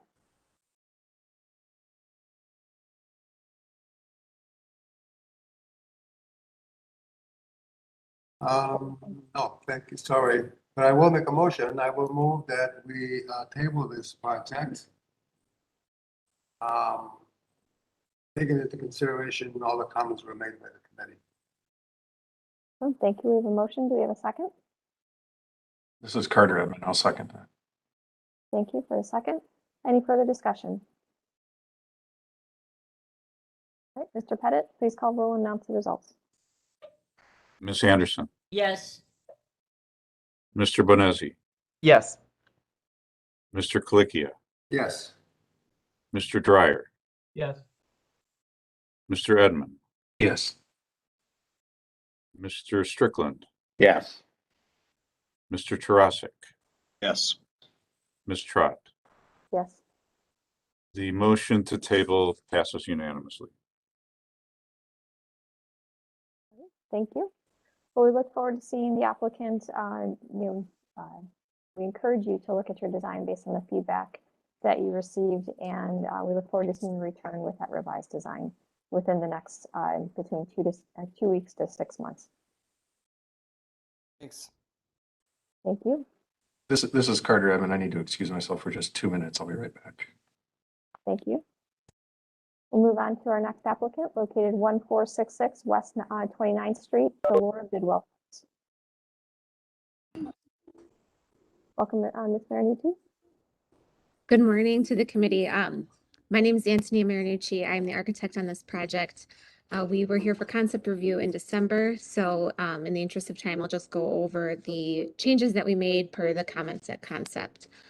Carl, if you want to go through context. Okay, so next slide, Carl. I think this might be our former presentation. Yes, it is. Do you need me to send you the updated one, Carl? Stand by, let me see if I can find it. Okay. Talk about your changes in the meantime, and then when we have it up there, we can show it. So comments last time included the consideration for the proportions of the second floor window on the front facade. So we decided to split the windows into 2 windows and match the proportion more closely to the first story. There was also the request to consider the window spacing on the south facade, which is not a primary facade, but we did also separate out the windows that are closest to the primary facade rather than coupling them to give a little bit more rhythm and variety to the window placement on that south facade. The other consideration is I did show the existing trees. Right now, the property is like a little parklet that is private to the transformer station, but open to the public use, to show that we anticipate losing 4 of the maple trees that are on site, but maintaining 1 of the maple trees, the birch trees along the back end of the property, and also illustrating that there are 2 substantial ash trees on the tree lawns flanking the property that will be retained. I think that is a summation of, we switched to instead of an aluminum standing seam roof, a zinc standing seam roof that we were hoping will patina nicely over time. And we decided to pursue true wood cladding over hardy board for the property. I think that that's pretty much all of the changes and the responses that we had to the concept design. Okay. In the interest of time, to keep us moving, do we have feedback from the local committee?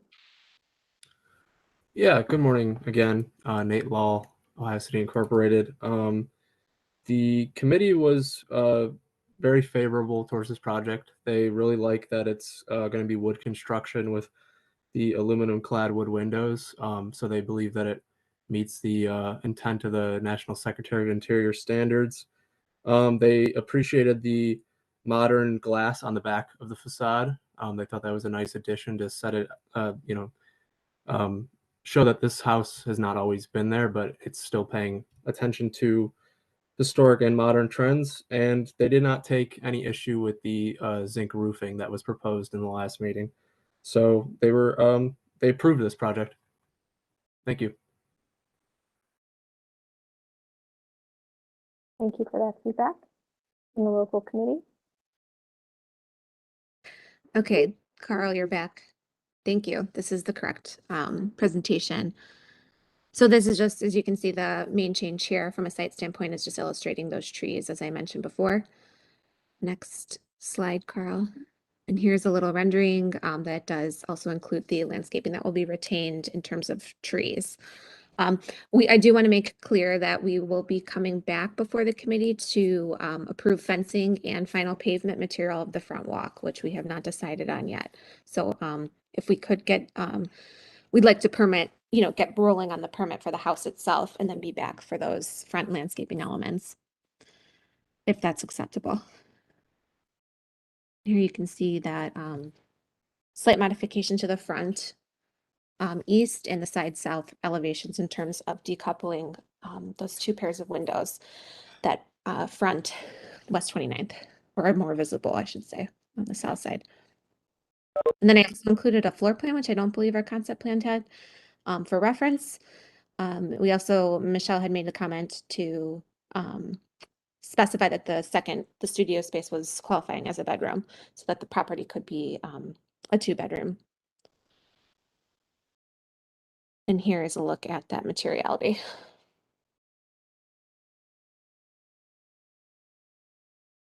Thank you. And this is a great improvement on, I'll say it's an improvement over, your design was very nice previously, but I appreciate that you've listened to our feedback and incorporated into the updated design. With that, I will open the floor, since I'm out of sequence, to the commission for questions and comments.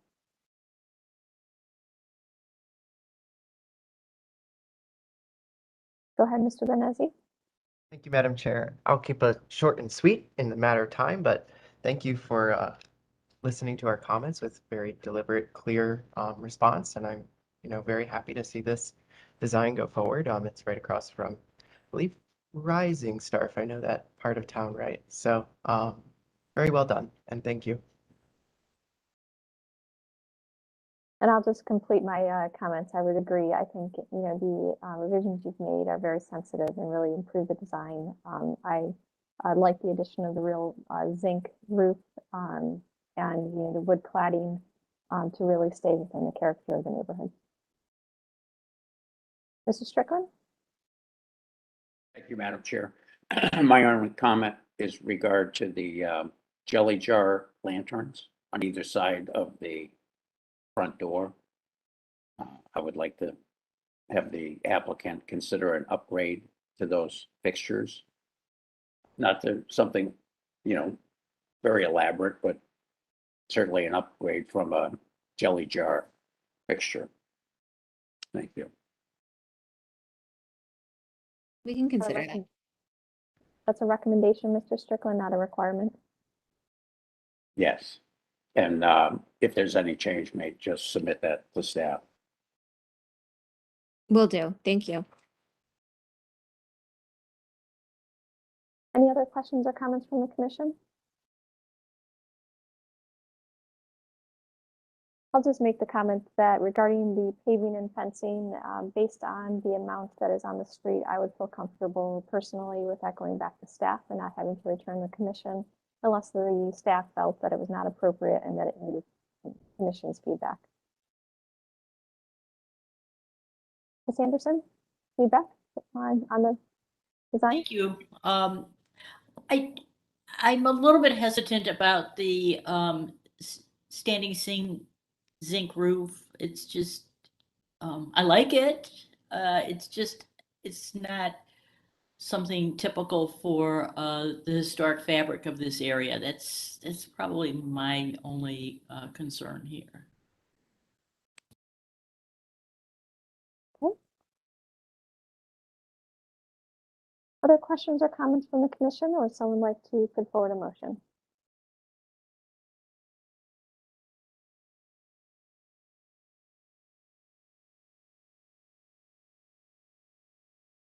Mr. Strickland? Must be my day for It's motion. your day. Yeah. So I would move to approve the project as presented with the consideration of changing the lantern fixtures on either side of the front door and recognizing that the applicant not be required to come back to the commission with the paving and fencing materials that could be presented to staff, and staff could determine whether those need to come back in front of the commission. Thank you for the motion. Do we have a second? Mr. Bernazzi? I'll second that. Thank you. We have a motion. We have a second. Any further discussion? Not hearing any. Mr. Pettit, could you please call roll and announce the result? Ms. Anderson, Yes. Mr. Bonezzi, Yes. Mr. Colicchio, Yes. Mr. Dryer, Yes. Mr. Edmond, Yes. Mr. Strickland, Yes. Mr. Tarasik, Yes. Ms. Trot. Yes. The motion passes unanimously. Thank you all. Thank you. We'll now move on to our next applicant, Site Security Bollards and Benches, located at the Huntington Convention Center at 300 Lakeside Avenue. Hi, this is Kyle Gulott with Bowen. So kind of give you a brief history of the project and why we're looking at this. The convention center was given a report by the Department of Homeland Security, and they made a number of suggestions to make, the general area safer, not only for the people outside, but also for the people inside, and especially along Lakeside. It's right on the road, and, there's however small a chance it could be, but if a car were to come through that window, it would fly right over and down into the convention floor. So, looking at ways to make it a safer environment for those inside and outside. We've been working with staff for quite a while on this, and we're excited to present this. We think it's a pretty good idea what we've got going on. So next slide. So this is a blow-up site plan right along Lakeside at the entry into the convention center. And what we've got is we've got a line of bollards that are crash rated. Being that they're crash rated, they have to work in a specific way, meaning they've got to be 5 feet on center apart. Now, to break up the monotony of the bollards themselves, we're introducing these benches. And in a few of the bollards in front of the doors have these column covers or these bollard covers. And these covers are meant to coordinate with other benches on the site. It'll probably most likely be a hardwood covering, a dark, almost like walnut covering that matches the benches that are over on the west side of the Global Center. So we've got 3 sets of benches on either side, kind of flanking the entry. And then at the entry, we have these enlarged bollard covers. Next slide. So this is a little bit further view of the site plan. We also have bollards running up the east side to protect the open glass that looks directly down onto the convention center floor. And then over on the west side as well, we have bollards within the landscaped area to protect the glass on that side. All the site lighting, the existing signage, the existing landscaping, it's all maintained. The bollards fit within that setting. Next slide. So what these benches are, each bench has a vertical element that covers the bollard itself. It's kind of a single piece. And then on either side, as you're walking down, each one of these has a letter, and all the letters spell out the word Cleveland. Each one of these letters would be illuminated. One of the comments we got from design review was just to make the letters flush with kind of the wood enclosure. So we have each one of these elements. The bench is on the inside face, and each bench is unique too. Not only does it have its own letter, but it has its own unique shape. So it's a very dynamic quality as you're moving down, as someone who's walking down, along Lakeside Avenue. So this is just one example. This is the E bench, or one of the E benches. In fact, this is the E that has a bench. The other E does not have a bench because it's right in front of the door, and the convention center wanted to, maintain as much open space in front of those doors as people move in and out. You'll see on the lower right-hand corner, those are the existing benches on site. And so the type of construction, the proportion of it, the materiality of it, this is what we'll be matching for these new benches here. Next slide. Just some elevations, so you can kind of see on the bottom how the letters, the word Cleveland, are spread out throughout the site. And then you can see bollards on either the east and the west side. Next slide. So this is a view. So again, the idea is that these letters face east and west, to kind of promote that walkability from one side to the other side. Again, a dynamic quality to it. Each letter kind of reveals itself as you get closer to it. And, looking down whether you're looking down from the east or the west, you can kind of see the letters spell out the word Cleveland. And again, they would be illuminated, mixing in, the nice warmth of the wood and the stainless steel of the bollard, which then matches the coloring of the curtain wall system along the convention center entry. Next slide. So just a number of views. Again, you can kind of see it lit up. Those letters, we think are really going to stand out, highlight these bench areas. The bollard line is set about 6 to 7 feet back at the curb. That way someone can open their door, not have to worry about hitting a bollard. Next slide. As you can see, as it wraps the corner, we maintain the existing lights, we maintain the existing signage that's already there, maintain the existing landscaping. So really meant to kind of fit in with all these elements. Next slide. Again, some more views of it. You can see the individual letter boxes that are in front of the doors versus the areas where we've got the bench that comes off of the letter box. Next slide. This is looking down on the east. You can see how the bollards protect all this glass area that looks directly down onto the convention center floor. It'll have an integrated metal railing that'll match the existing railing as someone walks up this ramped area. Next slide. There are a few areas around the Global Center that are of kind of concern from a security standpoint. Again, putting in crash-rated bollards that match existing bollards that are already on the site. These images are over on Ontario. We've got 3 bollards that lead into the side entry over there. Bollards protecting the patio space along St. Clair. Next slide. And then along the entry right off St. Clair into the Global Center, again, these are the same types of bollards that you see mixed in with the existing bike racks. But, to protect this, very sensitive, glassed area. And then one other bollard by the loading dock over on Ontario. There's an existing bollard there. We'll be placing another one to kind of maintain, the crash rating, the separation that these bollards need to have and protect the people moving up and down. And I believe that's the last slide. Thank you for the presentation. Any feedback from the local committee? Yes, Madam Chair. This was reviewed by the Downtown Flats Design Review Advisory Committee a couple of weeks ago. It was approved with a couple of conditions that they make the letters flush to the box and that they treat the surfaces of the letter box tops to indicate that they're not trash receptacles. So those were the 2 conditions. I will confirm the architect's earlier statement that this has been through a long process with staff, both landmarks and city planning staff. And we're really thrilled that the applicants followed our entire direction, which was to make this more creative, to make it look like a destination and not just a march of utilitarian bollards down the street. This is a convention center.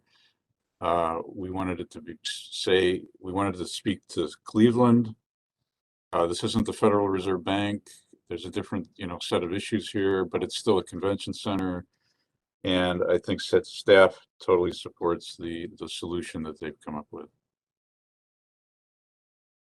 Thank you for that feedback, Mr. Pettit.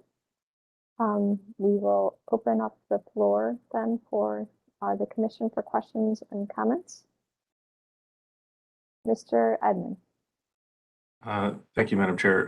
Mr. Pettit, I would second your comments about turning this necessity into a feature because you don't want this to look like a fortress. And I think this is a nice solution.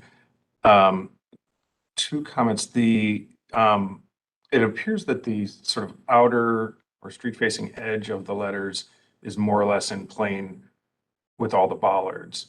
And I wonder if the letters could be out in front of the bollards a little bit. Maybe the back edge of the letters aligns with all the other bollards. I'm afraid that they're going to get obscured as you're looking at it obliquely down the street, that you really just kind of see the line of bollards, and you have a great design idea, and I want it to be evident. I wonder if you could bring that outboard toward the street a little, bring the letters outboard toward the street a little bit, so you really read it sooner, and that gives that a little more hierarchy over the more utilitarian bollards that you have to have every 5 feet.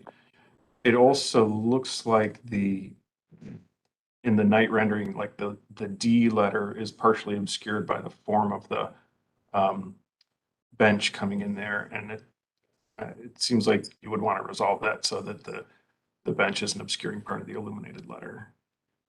Yeah, that's something that we can definitely rework so that D isn't obscured. As far as the location of it, yeah, we'll look into it. My only concern is, when someone opens the door, how close can we get that, to the streets? A lot of it was kind of thinking, from the pedestrian standpoint. So I think they're quite visible because they are a little bit more inbound. So for someone walking up and down, we'll really see those letters. But yeah, we can look at, is there any modification on the position? Still being able to avoid someone swinging their door open if they're dropping someone off right at the street level. Yeah, I think just moving them even a foot or two would help. Thank you. I would agree with that comment, Mr. Edwin. I think they will start to get obscured some during the day, maybe not as much at night. And if it could be pulled forward or pulled north to make them visible and break that plane of bollards, then they'd be more impactful. The comment was also asked if they are going to maintain just a singular white light, or could light changeability be incorporated to really celebrate, some of the things that they might do here. Yeah, that's something we're definitely looking into. In fact, we've done it with other projects using color changing LED. So I think that's something that we'll look to incorporate. I think that would be a great addition. I'm sorry, I just lost the hands that were up because I was talking. Other questions and comments from the commission? Ms. Petrus? Yeah, that was my hand that was up. Thanks for asking that question. I love this idea, and I like the idea of being able to change the light feature to different colors, whether it's similar to like what they have in the tunnel at the main campus of Cleveland Clinic where it's changing, or if you wanted to do something like Tower City lights up for domestic violence awareness, breast cancer awareness, autism, and different things. So that would be a great element to add. It's just having that ability to change it. Thank you. I agree with those comments. I think the idea of adding some color would be amazing. Otherwise, it's a very beautiful design. Other questions or comments from the commission? I just have one clarification. It looks like these are, and I believe you mentioned and noted that these are stainless steel bollards, correct? Yes. Are the bollards that are on, forgive me, I don't know the name of the street that is on between the Hilton and Global Center and the Convention Center, those bollards appear to be like a matte gray or a charcoal gray versus a stainless. Are those also stainless? So there are a number of different bollard types. You're correct. That would be the east side of the Hilton, kind of more towards Ontario. There are a series of matte gray, and then there are also a series of white bollards as well. And we felt, the stainless steel, again, kind of matching the storefront of the Convention Center entry along Lakeside was appropriate here. And the ones that you mentioned around the Global Center, are those also going to be the stainless, or will those match the adjacent bollards? Yeah, those will match the adjacent. Those are meant to be the more, I guess, white or light gray in color that are already existing on site along St. Clair. That's helpful to know. Thank you. Other questions or comments from the commission? Would someone like to put forward a motion?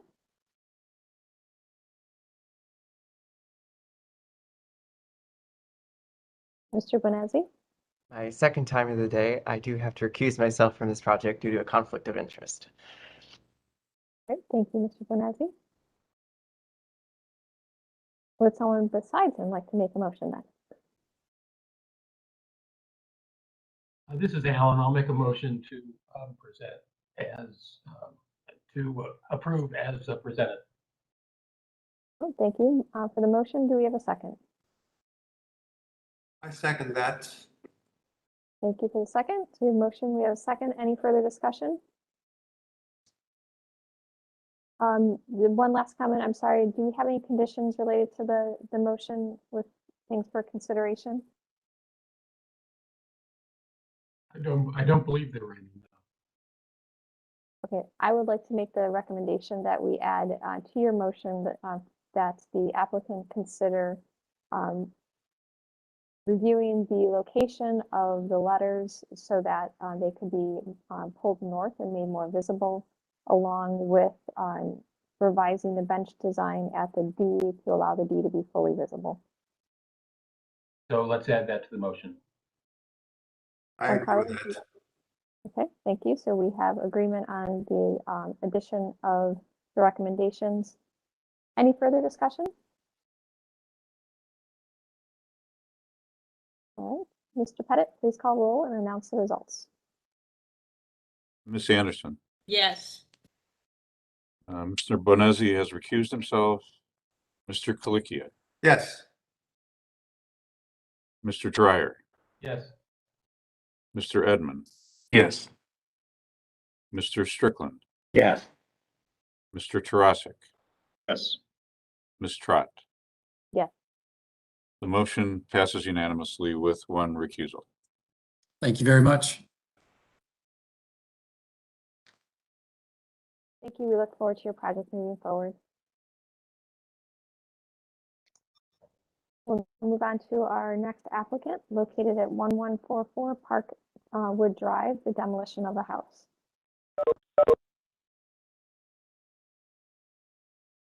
The applicant would like to open their mic, announce themselves, but maybe Mr. Brunges is going to update me first.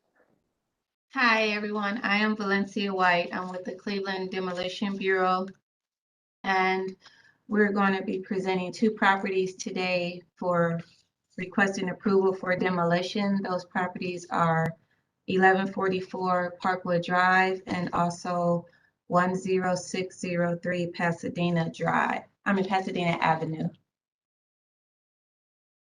So the first one, 1144 Parkwood Drive, this is a picture of the exterior of the property, and as you can see, it is in bad condition.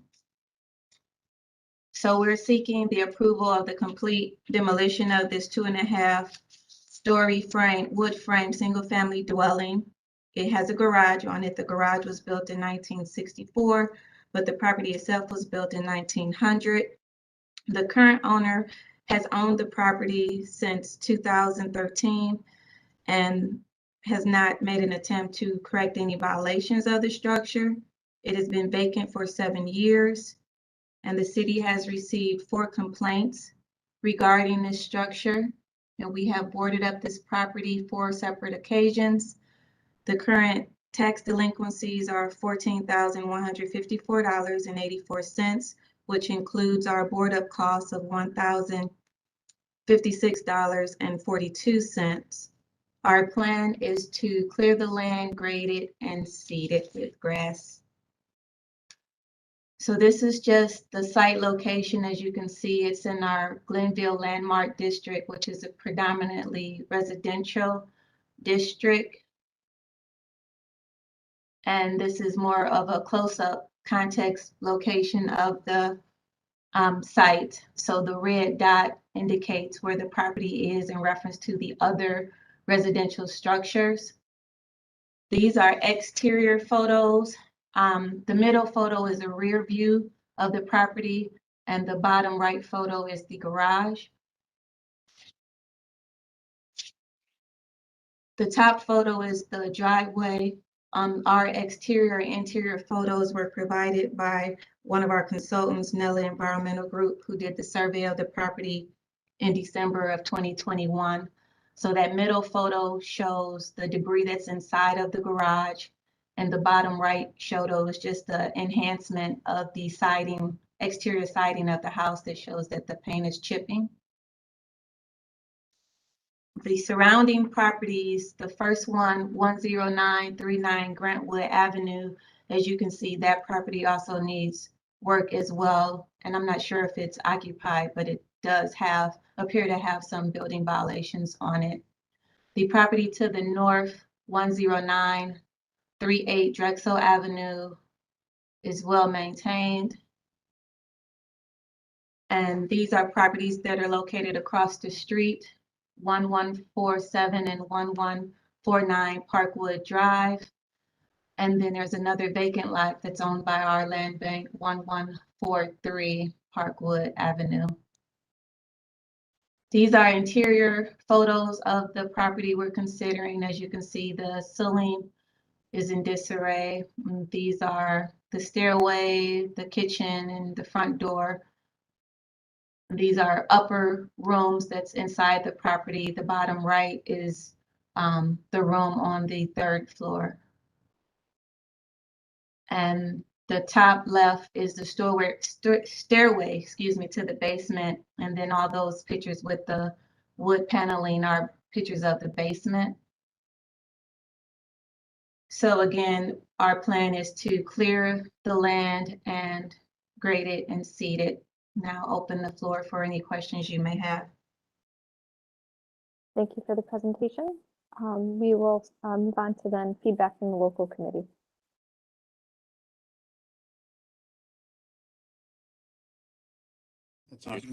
Thank you, Madam Chair. I don't think there's anyone here from the committee, but I will report that this was reviewed on January 20th, and it was approved unanimously based on the structural damage, the amount of water damage in the house, also taking into consideration the market viability of the house and the building's lack of architectural significance. It was approved unanimously by the committee. Thank you. Mr. Bunches, do you have feedback on the site visit? Madam Chair, do you want to go through the Pasadena Avenue one as well, and then we can just, I think it would move smoother since it's up to you on that. They had them both loaded together. Or since I'm here, so we can do it. So I'll go through this really quickly. We did have the site visit a couple of days ago on the warmer day, which was nice. And the photos that were shown are accurate to the conditions. I'll just go through these quickly since it's about a month after they took their photographs. There is that in the corner, and the water infiltration has come down through both floors. We were not able to access the basement. We didn't feel it was safe enough to get down there. Just multiple rooms on the 2nd floor. Again, water coming through in that one corner.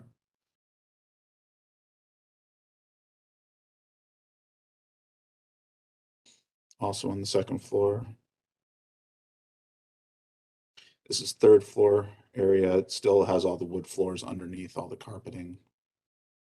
But there were some nice windows, but overall, it's actually built in it was completed in 1914, the original garage in 1916. Oh, thank you for that correction. Okay, and then they were both built by Joel Hull. Did not find any significant, but you can see here that it's actually split off from the 2 parcels that fronted the other street. So it was a smaller lot. Okay. That's all I have for now. All right. Well, thank you for the additional feedback and information on the site. We will open up the floor for the commission for questions and comments.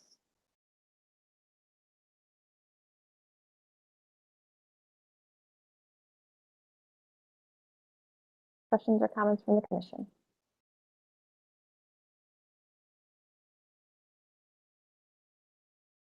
Ms. Anderson. Thank you, Madam Chair. I tried to attend the site visit. We didn't get into the one house because there might be squatters in there. But yeah, I did see the outside, and the one on Parkwood is in really dilapidated shape. It's just, this is an enormous frustration for me because I think we should be addressing these homes long before they get into this deteriorated condition. This property's been vacant since 2014, so I'm sure, 5-7 years ago, there was a much better chance of being able to turn this place around. Because it's basically a very nice home. It's a garage. It's a substantial, well-constructed home. But it can't be just exposed to the elements indefinitely without taking its toll. Detroit Shoreway had a model for interceding in these kind of situations. They would pay for the county to foreclose on the property. They would receive the property and they turned around and they would sell it to developers that they've vetted or rehabbers, people that had a track record, did good work in the community. In this market, I think the house renovated could be worth, 90, 100,000. So I think if somehow there was a mechanism in place to intercede before these properties get to the point where you can't renovate them, at least financially, it's not worth it. That's somewhere along the line that needs to be explored. That's a great feedback, and I think you're referring to in a future state, or are you thinking that this house would qualify underneath that?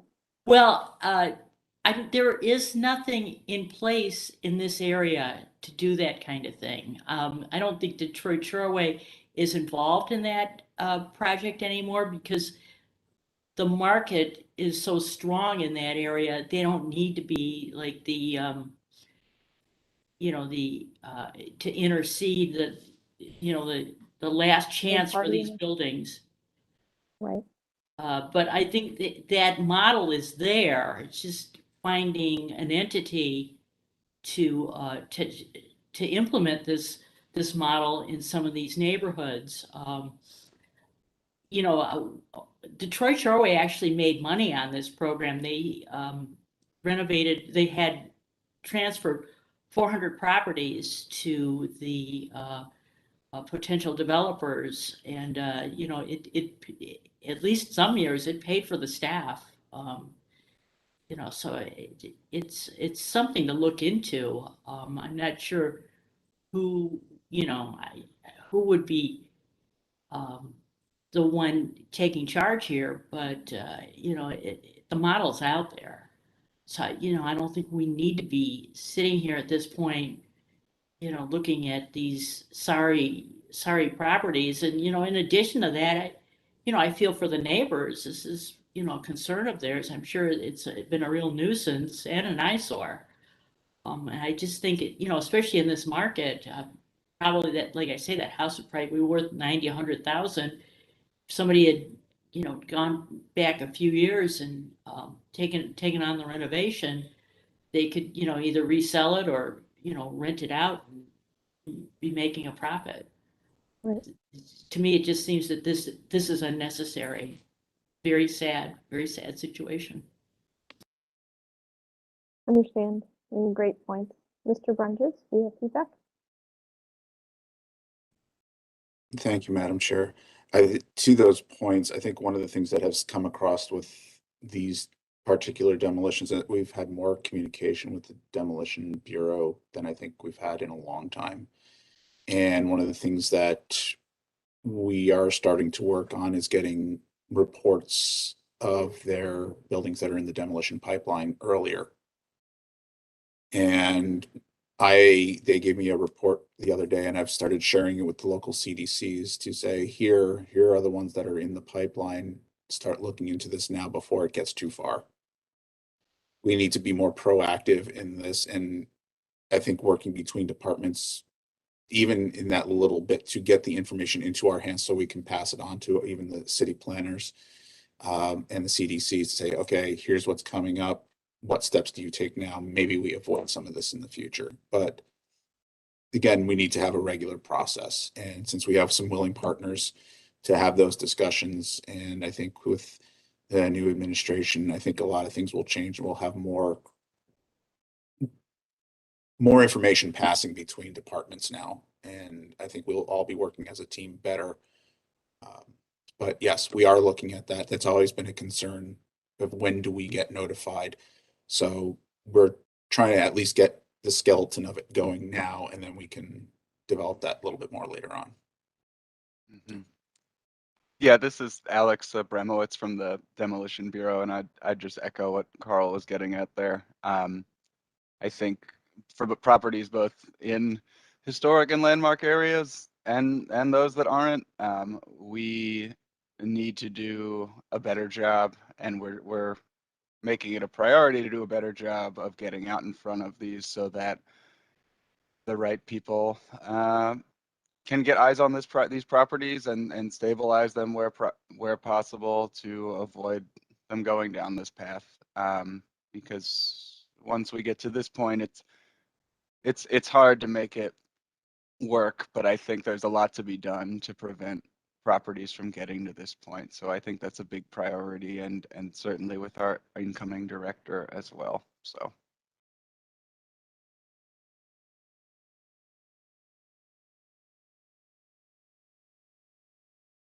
You're muted, Ms. Trott.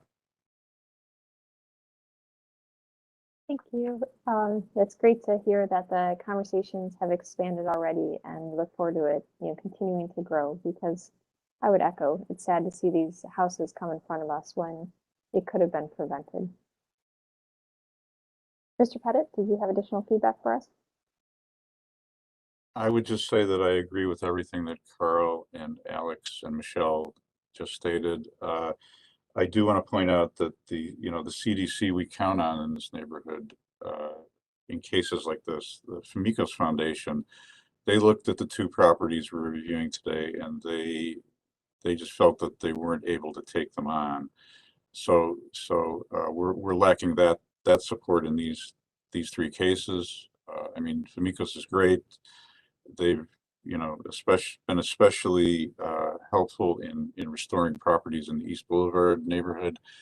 The Grantwood allotments, is really a challenged neighborhood, and we need to do better, because we're going to see more of this. We've already seen houses on these three streets, but Famicos declined to take on this one and the one you're about to see. I also want to point out that the councilman is in support of both of these demolitions. Thank you, Mr. Pettit. We'll go back to questions or comments from the commission, or additional questions and comments from the commission.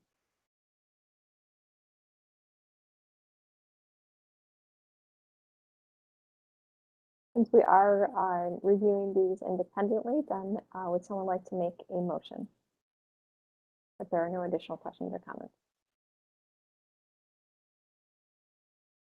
This is Alan. I'll make the motion to approve the certificate of appropriateness for demolition. We have a motion to support the demolition. Do we have a second? I have a quick question. Is this a demolition for one of the houses or for both? This is for the first house on our agenda, which is the 1144 Parkwood Drive. Bob Strickland, I'll second that motion. Okay, thank you. We have a motion. We have a second. Any further discussion?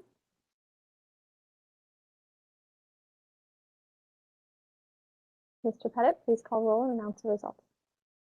Ms. Anderson, Yes. Mr. Bonazzi, Yes. Mr. Colicchia, Yes. Mr. Dryer, Yes. Mr. Edmond, Yes. Mr. Strickland, Yes. Mr. Tarasik,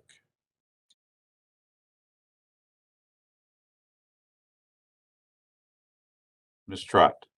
Yes. The motion passes unanimously. Thank you. So the next property they were proposing for demolition is 10603 Pasadena Avenue. And this is the front picture of the property.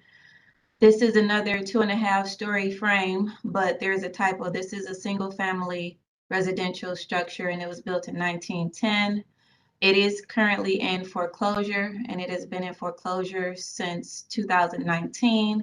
It has been vacant for 10 years. The city has received 7 complaints, and we have boarded up this property on 3 separate occasions.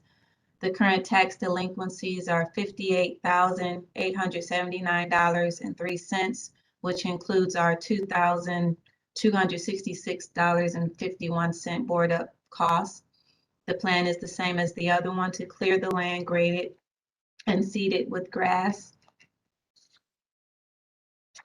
So just some site views. Again, it's not too far from the other property. It sits within 105 and East 108th Street.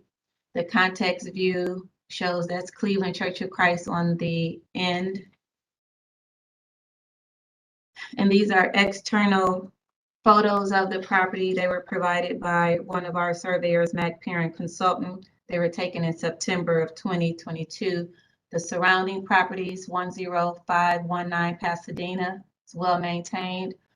10607 Pasadena, and the property across the street, 10606 Pasadena. That one actually has a vacant lot that's well maintained by this property owner, and that vacant lot is 10600. So these are interior photos of the property. The front floor shows the kitchen, stairways, living room, and dining room.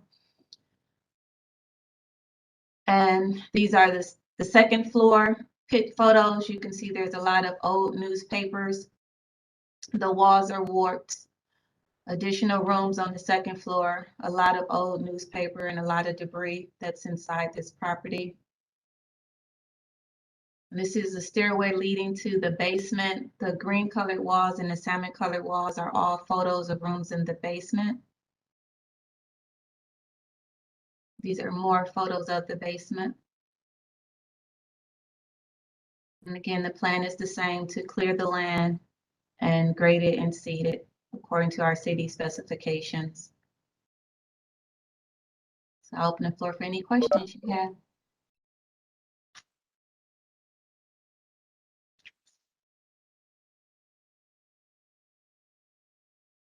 I'm sure I did a separate site visit on my own and before the snow fell and noticed that there is a large hole in the roof that has been there for about 2 years, trying to judge that based on Google Street View photos. So there is probably more damage inside that we were not able to see due to the possible intruder that when we were inside.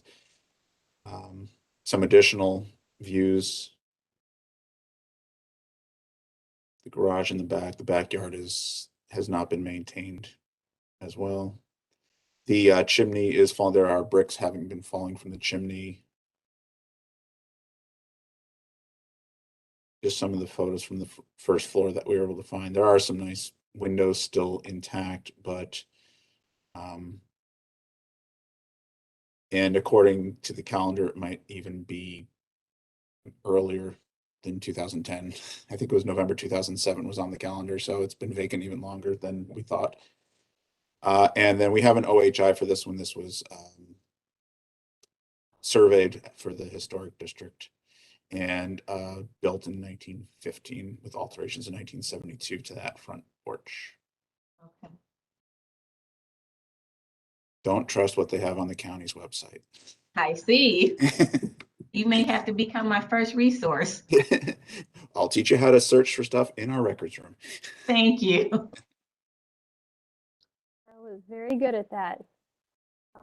Thank you for the additional information. So then we'll move on to questions and comments from the commission.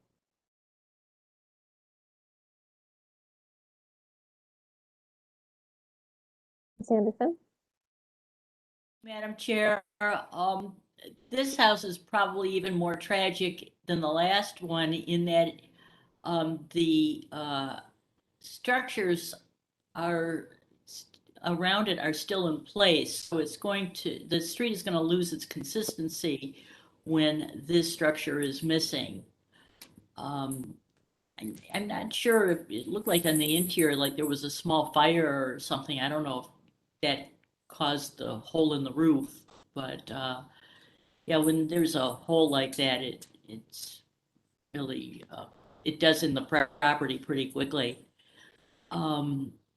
Yeah, and for Migos, they do a great job with the renovation, but I can understand where they don't have the capacity to do all of these. But again, I think there's got to be another model like the one I suggested that, you know, either Famicos or some other nonprofit entity could implement so that we can save these structures.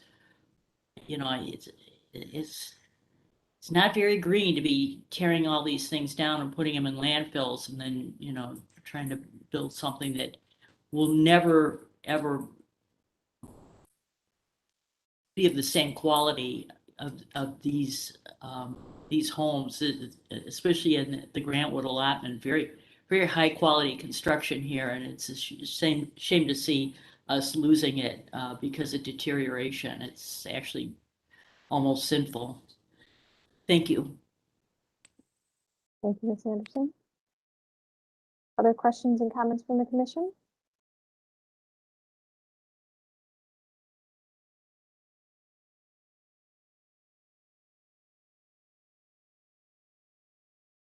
Well, I would echo some of what Ms. Anderson said. It's a shame to see that these houses have gotten to this point because they do seem, looking at the neighborhood right now, seems like it's a neighborhood that is has high quality housing that you just hate to cause the ripple effect of missing teeth. Other questions and comments from the commission? Would someone like to put forward a motion?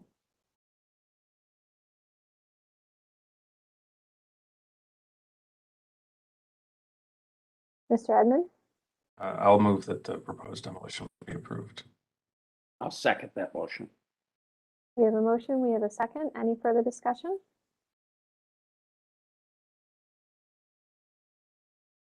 Okay, with no further discussion, Mr. Pettit, please call roll and announce the results. Ms. Anderson, Unfortunately, yes. Mr. Bonezzi, I will echo that, but also yes. Mr. Colicchio, Unfortunately, yes. Mr. Dryer, Yes. Mr. Edmond, Yes. Mr. Strickland, Yes. Mr. Tarasik, Ms. Trott. The heavy heart, yes. The motion passes unanimously with much regret. Thank you all. Thank you.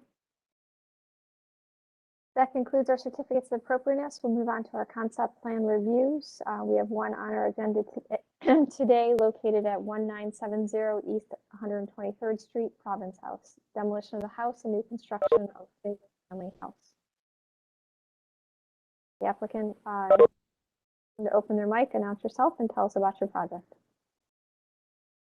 Thank you, Chairwoman. This is David Bowen with Bowen Construction Services, which is different than Richard L. Bowen and Associates, just so you know. Bowen is ESOP, which is owned by the employees. Bowen Construction is owned by me alone.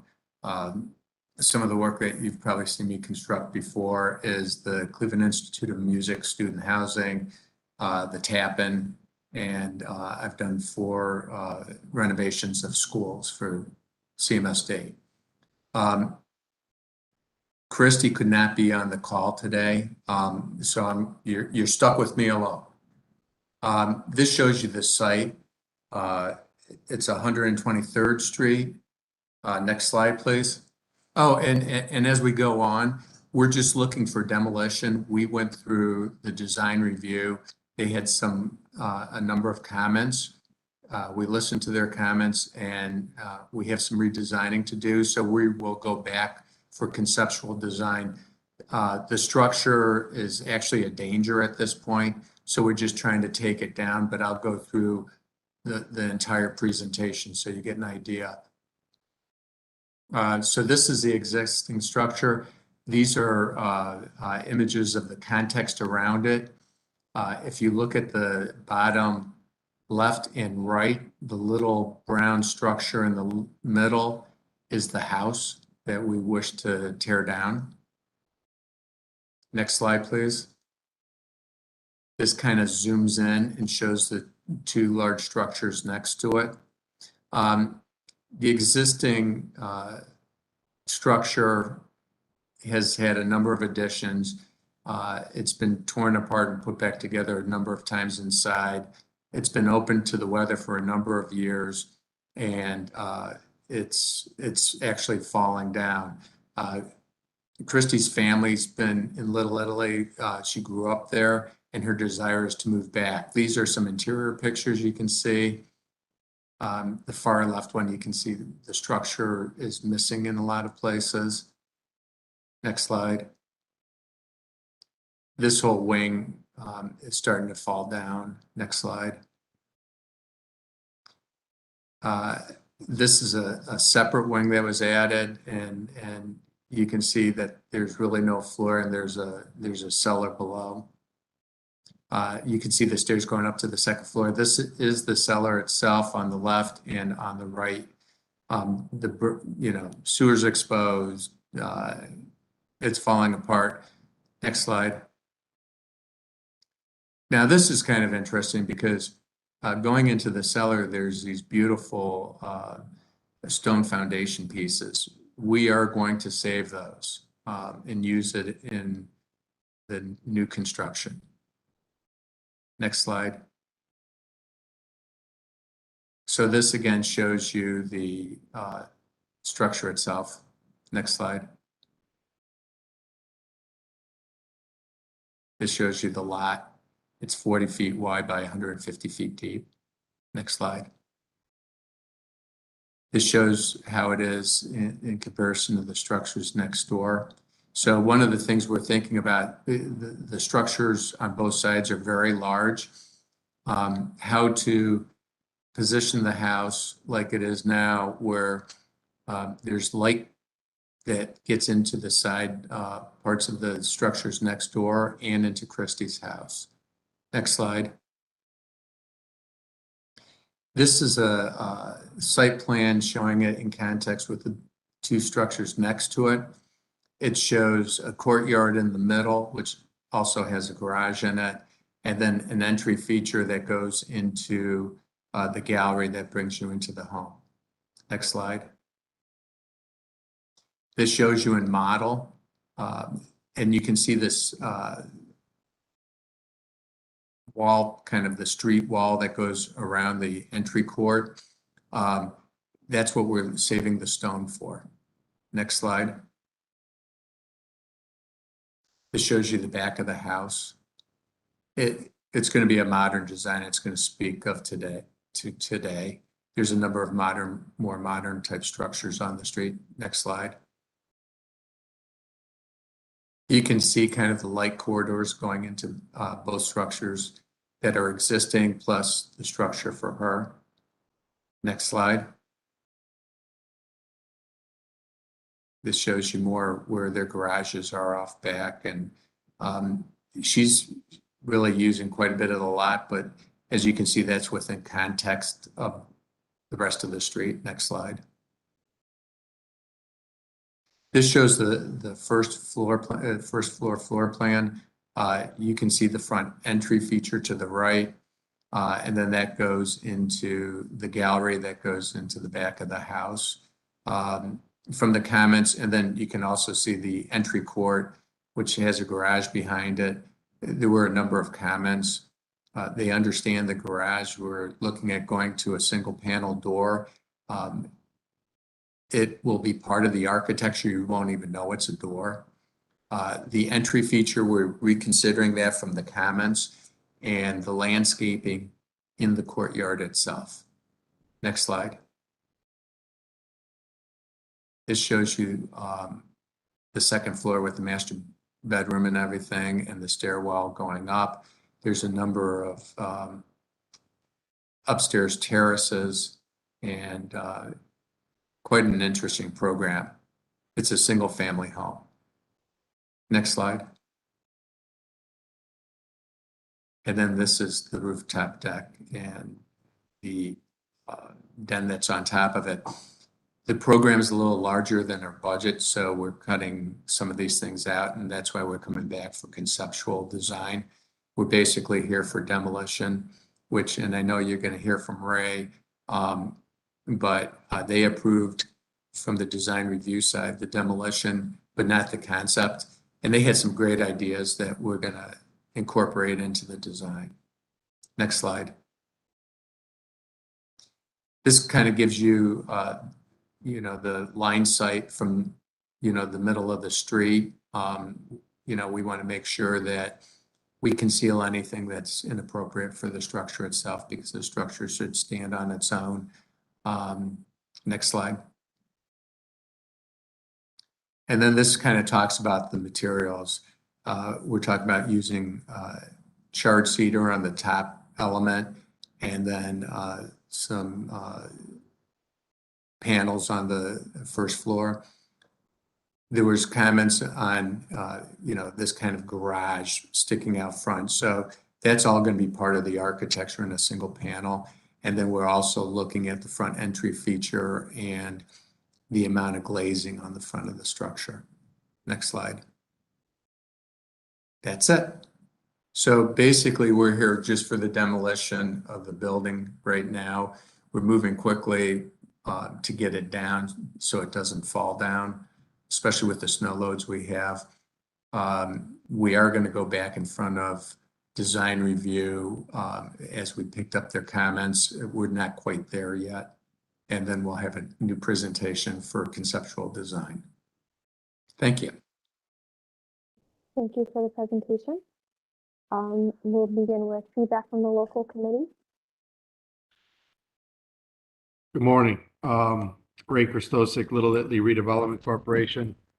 Yes, we saw this a couple of weeks ago. We love the idea of it being a single family home. But as David mentioned, that we did have some concerns about the depth of the setback in the front, the garage door facing the street. There was some concern about the wall in the courtyard on 123rd. Like David mentioned, the elevation facing the street, to us, it seemed like the back of the front of the house was the back of the house, and it should be flipped and needed more glazing, like you mentioned.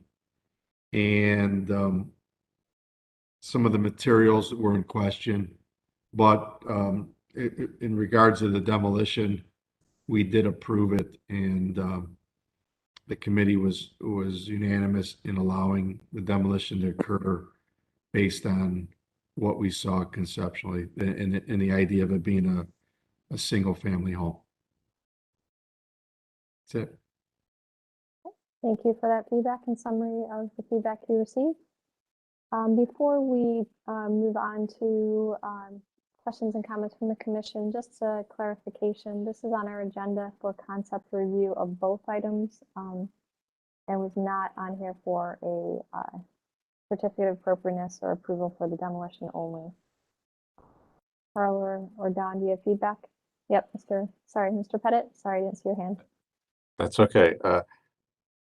This was put on the agenda for both items as a concept review, and it's because we always look at demolition and the new plan in tandem, so that we don't demolish buildings, you know, without some certainty that we support the new construction. But given the fact that the local committee has approved the demolition, I think the commission has the option, and also given the condition of the property, especially, and Carl has some more you know, testimony about the site visit and the condition, but I think the commission has the option to take action on the demo separately if we feel it's appropriate, even though we don't have a final approval on the concepts for the new. Thank you for that clarification. Mr. Brendges, would you like to update us on the condition of the existing demolition? Thank you, Madam Chair. Looking for some history on this, we found some interesting stuff that this is not the original location of this house. We found a permit for actually moving the building, and these are a rare find. You don't see them all the time, but it was originally 30 by 40, 1.5 stories. So we know it's been altered over time. Don't have the exact times and when that was done because things weren't always permitted. It also tells us that it was moved from Carabelli to Carabelli. So this street was originally Carabelli Street, but what was originally before that, Monroe Street. And this is basically what was the first subdivision in what would become Little Italy. And that dates back to the 1870s. So since we didn't know exactly where it was on Carabelli, we tried to find it out, and we would look for hints. And on the back of the permit, it was told that it was okayed by the Cleveland Electric Railway Company. So given the maps, right up the street, there's Carabelli. The arrow is showing where this got moved to. Here's the 1898 map, and then the Cleveland Railway is up here. So we had to determine which building was actually being moved.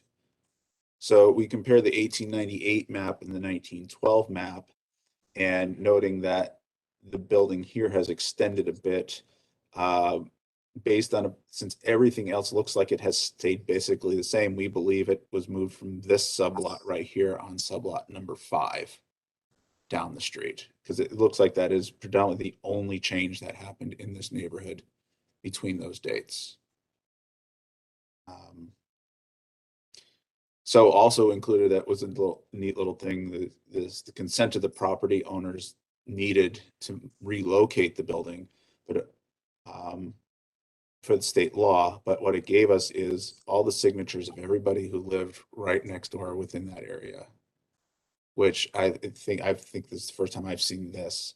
I don't know how legal it would be because it's mostly in pencil, but it's there, and it's neat to see all these names and that they were included in this process even back then.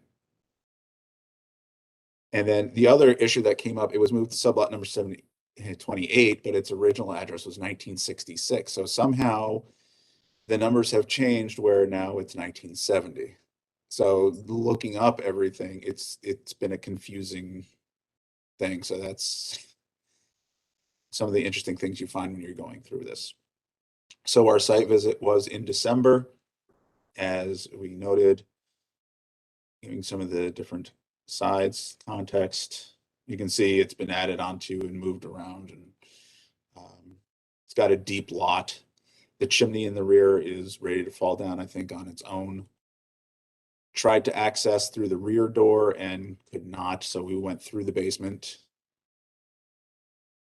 And I'll just give some shots of the basement here. To this nice stairway leading up, probably not to code either. And then you come in behind the stairway that goes up to the second floor. That's probably the original front door there, which is right next to the, what was it? That, so it's just on the other side of that wall there.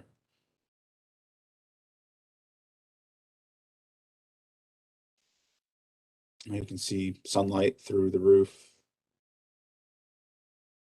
This is the addition on the north side. Then looking back into the kitchen towards that back door we tried to access. And then going upstairs. These are the rooms upstairs. Nothing architecturally significant. It's been altered over time.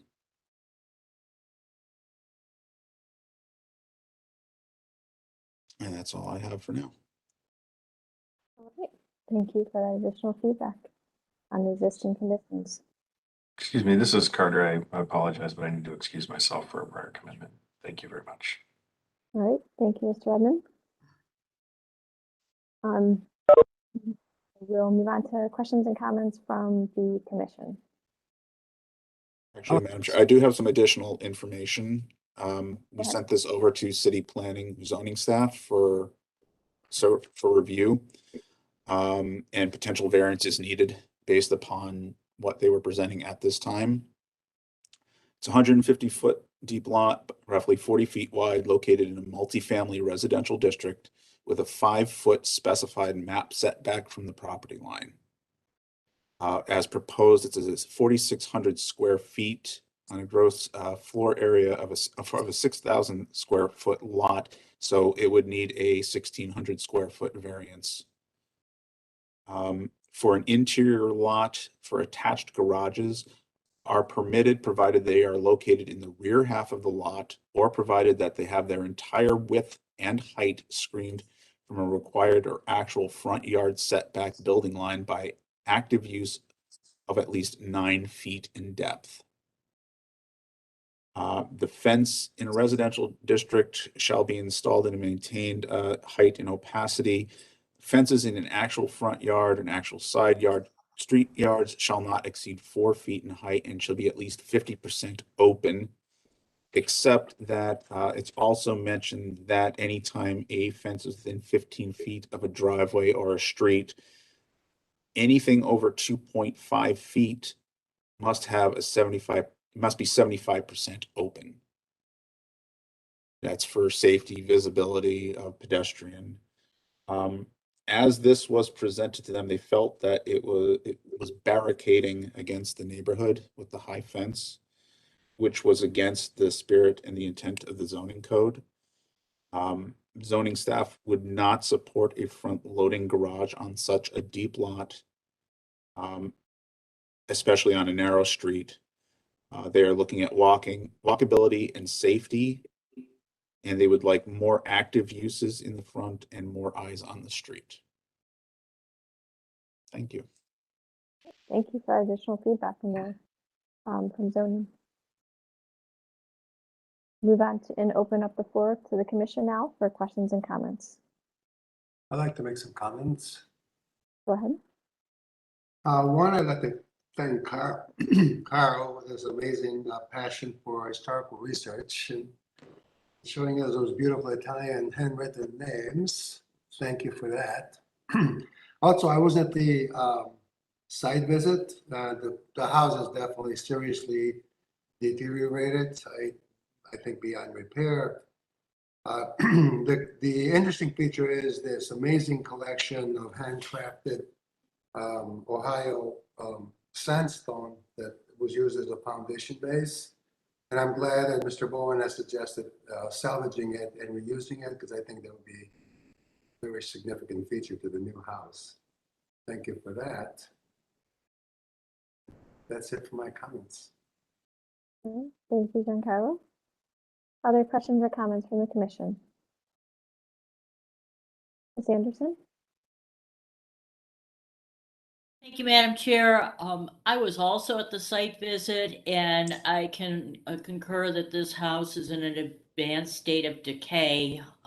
It's just regrettable that we're losing another house of this vintage. It's a really old house. I can't tell you how old, but it's really old. And you know, after the mortgage crisis, we lost so many of these. You know, like it's probably pre-1880 structures. And I regret that we're losing another one, but it's been altered beyond recognition, and it's really in very poor condition. So I support the demolition, regrettably. Thank you, Ms. Anderson. Other questions or comments from the commission?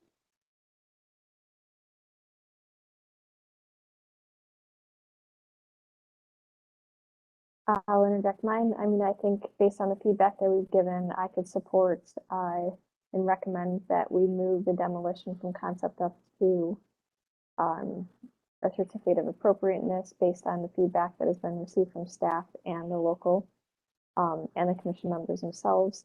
Regarding the design, I would echo some of the comments that were made by the local committee that based on the depth of the property, I currently don't support the wall and front-loaded parking in the current design. I think that needs to be reevaluated and see if that can be pulled to the rear of the property to allow in the fronting of the house more on the street. We had, a lot of conversation about its neighbor a few years ago, I think it was. I can't remember how many years ago, about the multifamily that was constructed a few doors down, and the need to really try to maintain such a fairly strong street line that is occurs on this in this area.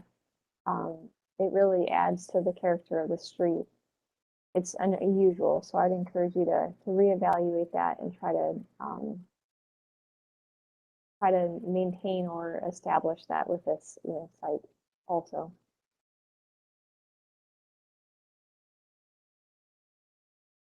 Those are some of my comments. Oh, and I echo Giancarlo's comment about reusing the existing sandstone, anything that we can salvage to really pay homage to this, very interesting structure. I'll leave it at that. It has with such a strong history. I love that it was $2 to remove this structure at that time, which now would probably be like $200, $1,000 in real time. And that concludes my comments. Other questions and comments from the commission?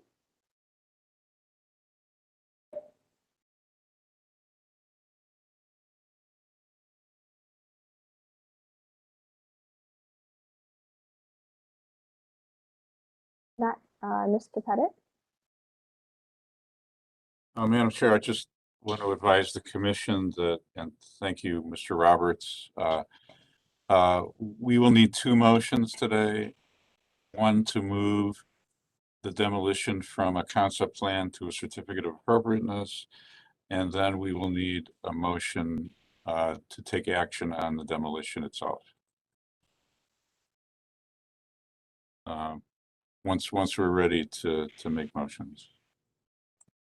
I would like to make a motion that we approve the demolition. Is that what you're suggesting? First, if you could start with the first motion of making the recommendation to move the demolition from concept to a certificate of appropriateness.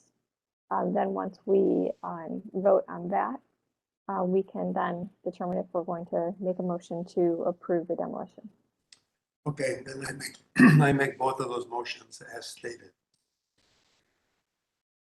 Okay, so we will start with the first motion of your recommendation to move the demolition from concept to a certificate of appropriateness. Do we have a second? This is Alan. I'll second that motion. Yes. So we have a motion and a second. Further discussion, Mr. Pettit, I see your hand still up. Sorry. Oh, sorry. It's down now. Okay, Mr. Bonazzi. The third and final one of the day, due to a conflict of interest, I have to recuse myself from this entire project. So just putting that out there. Okay, thank you, Mr. Bonazzi. Any further discussion? All right, Mr. Pettit, please call roll and announce the results. Thank you, Madam Chair. This is a motion to move the project from concept to certificate of appropriateness for the demolition. Ms. Anderson. Yes. Mr. Bonazzi is recusing himself. Mr. Colicchio. Yes. Mr. Dryer. Yes. Mr. Strickland.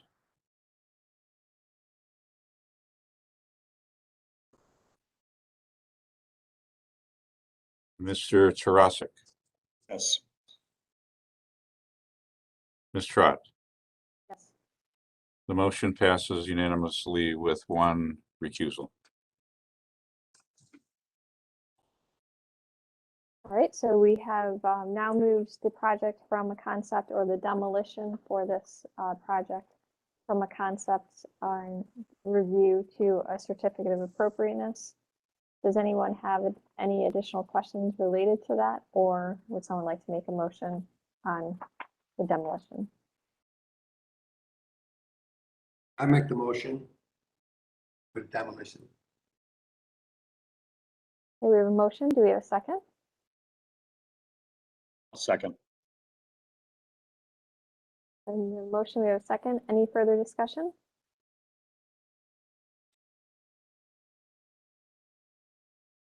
Mr. Brunges?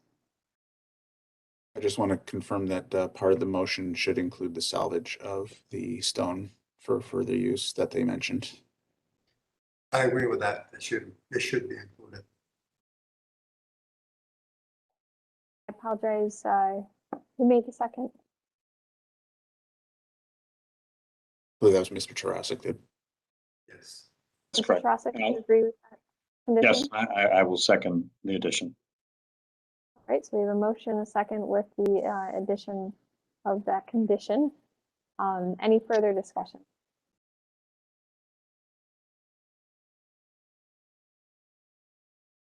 All right, then, Mr. Pettit, please call roll and announce the results.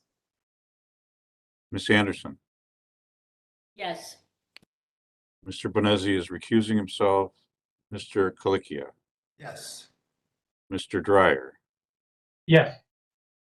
Mr. Tarasik, Yes. Ms. Trott. Yes. The motion to approve the demolition passes unanimously. Thank you very much. I really do appreciate all your time and looking forward to get back to you and showing you the new concept design. We're very enthused about keeping this down too, so I'm glad that's part of the motion and we're going to use it. Thank you so much for all your time. Thank you. We look forward to seeing you come back with the updated concept. Thank you. That concludes our concept plan review. We'll now move on to administrative reports.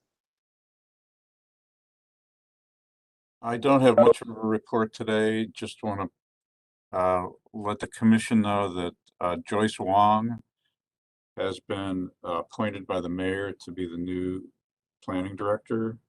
And she has been nominated by the planning commission, but she won't start her position until February 14th. So she will be joining us for the second meeting in February.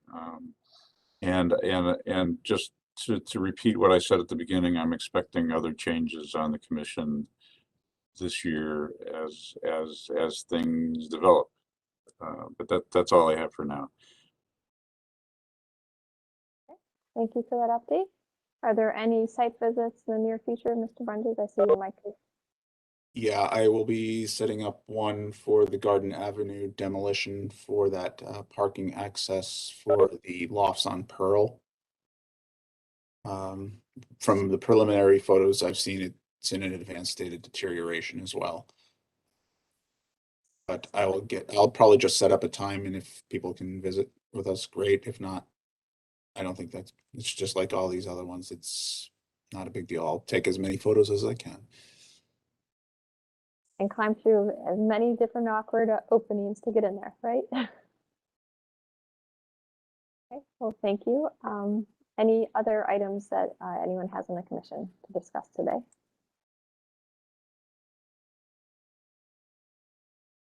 Not hearing any, then our meeting is adjourned and we'll see everybody in 2 weeks. See ya. Everybody. Stay warm. Thanks, Bye, Dave. everyone. Bye-bye. Thank you all. We hit 3 hours exactly. Good job.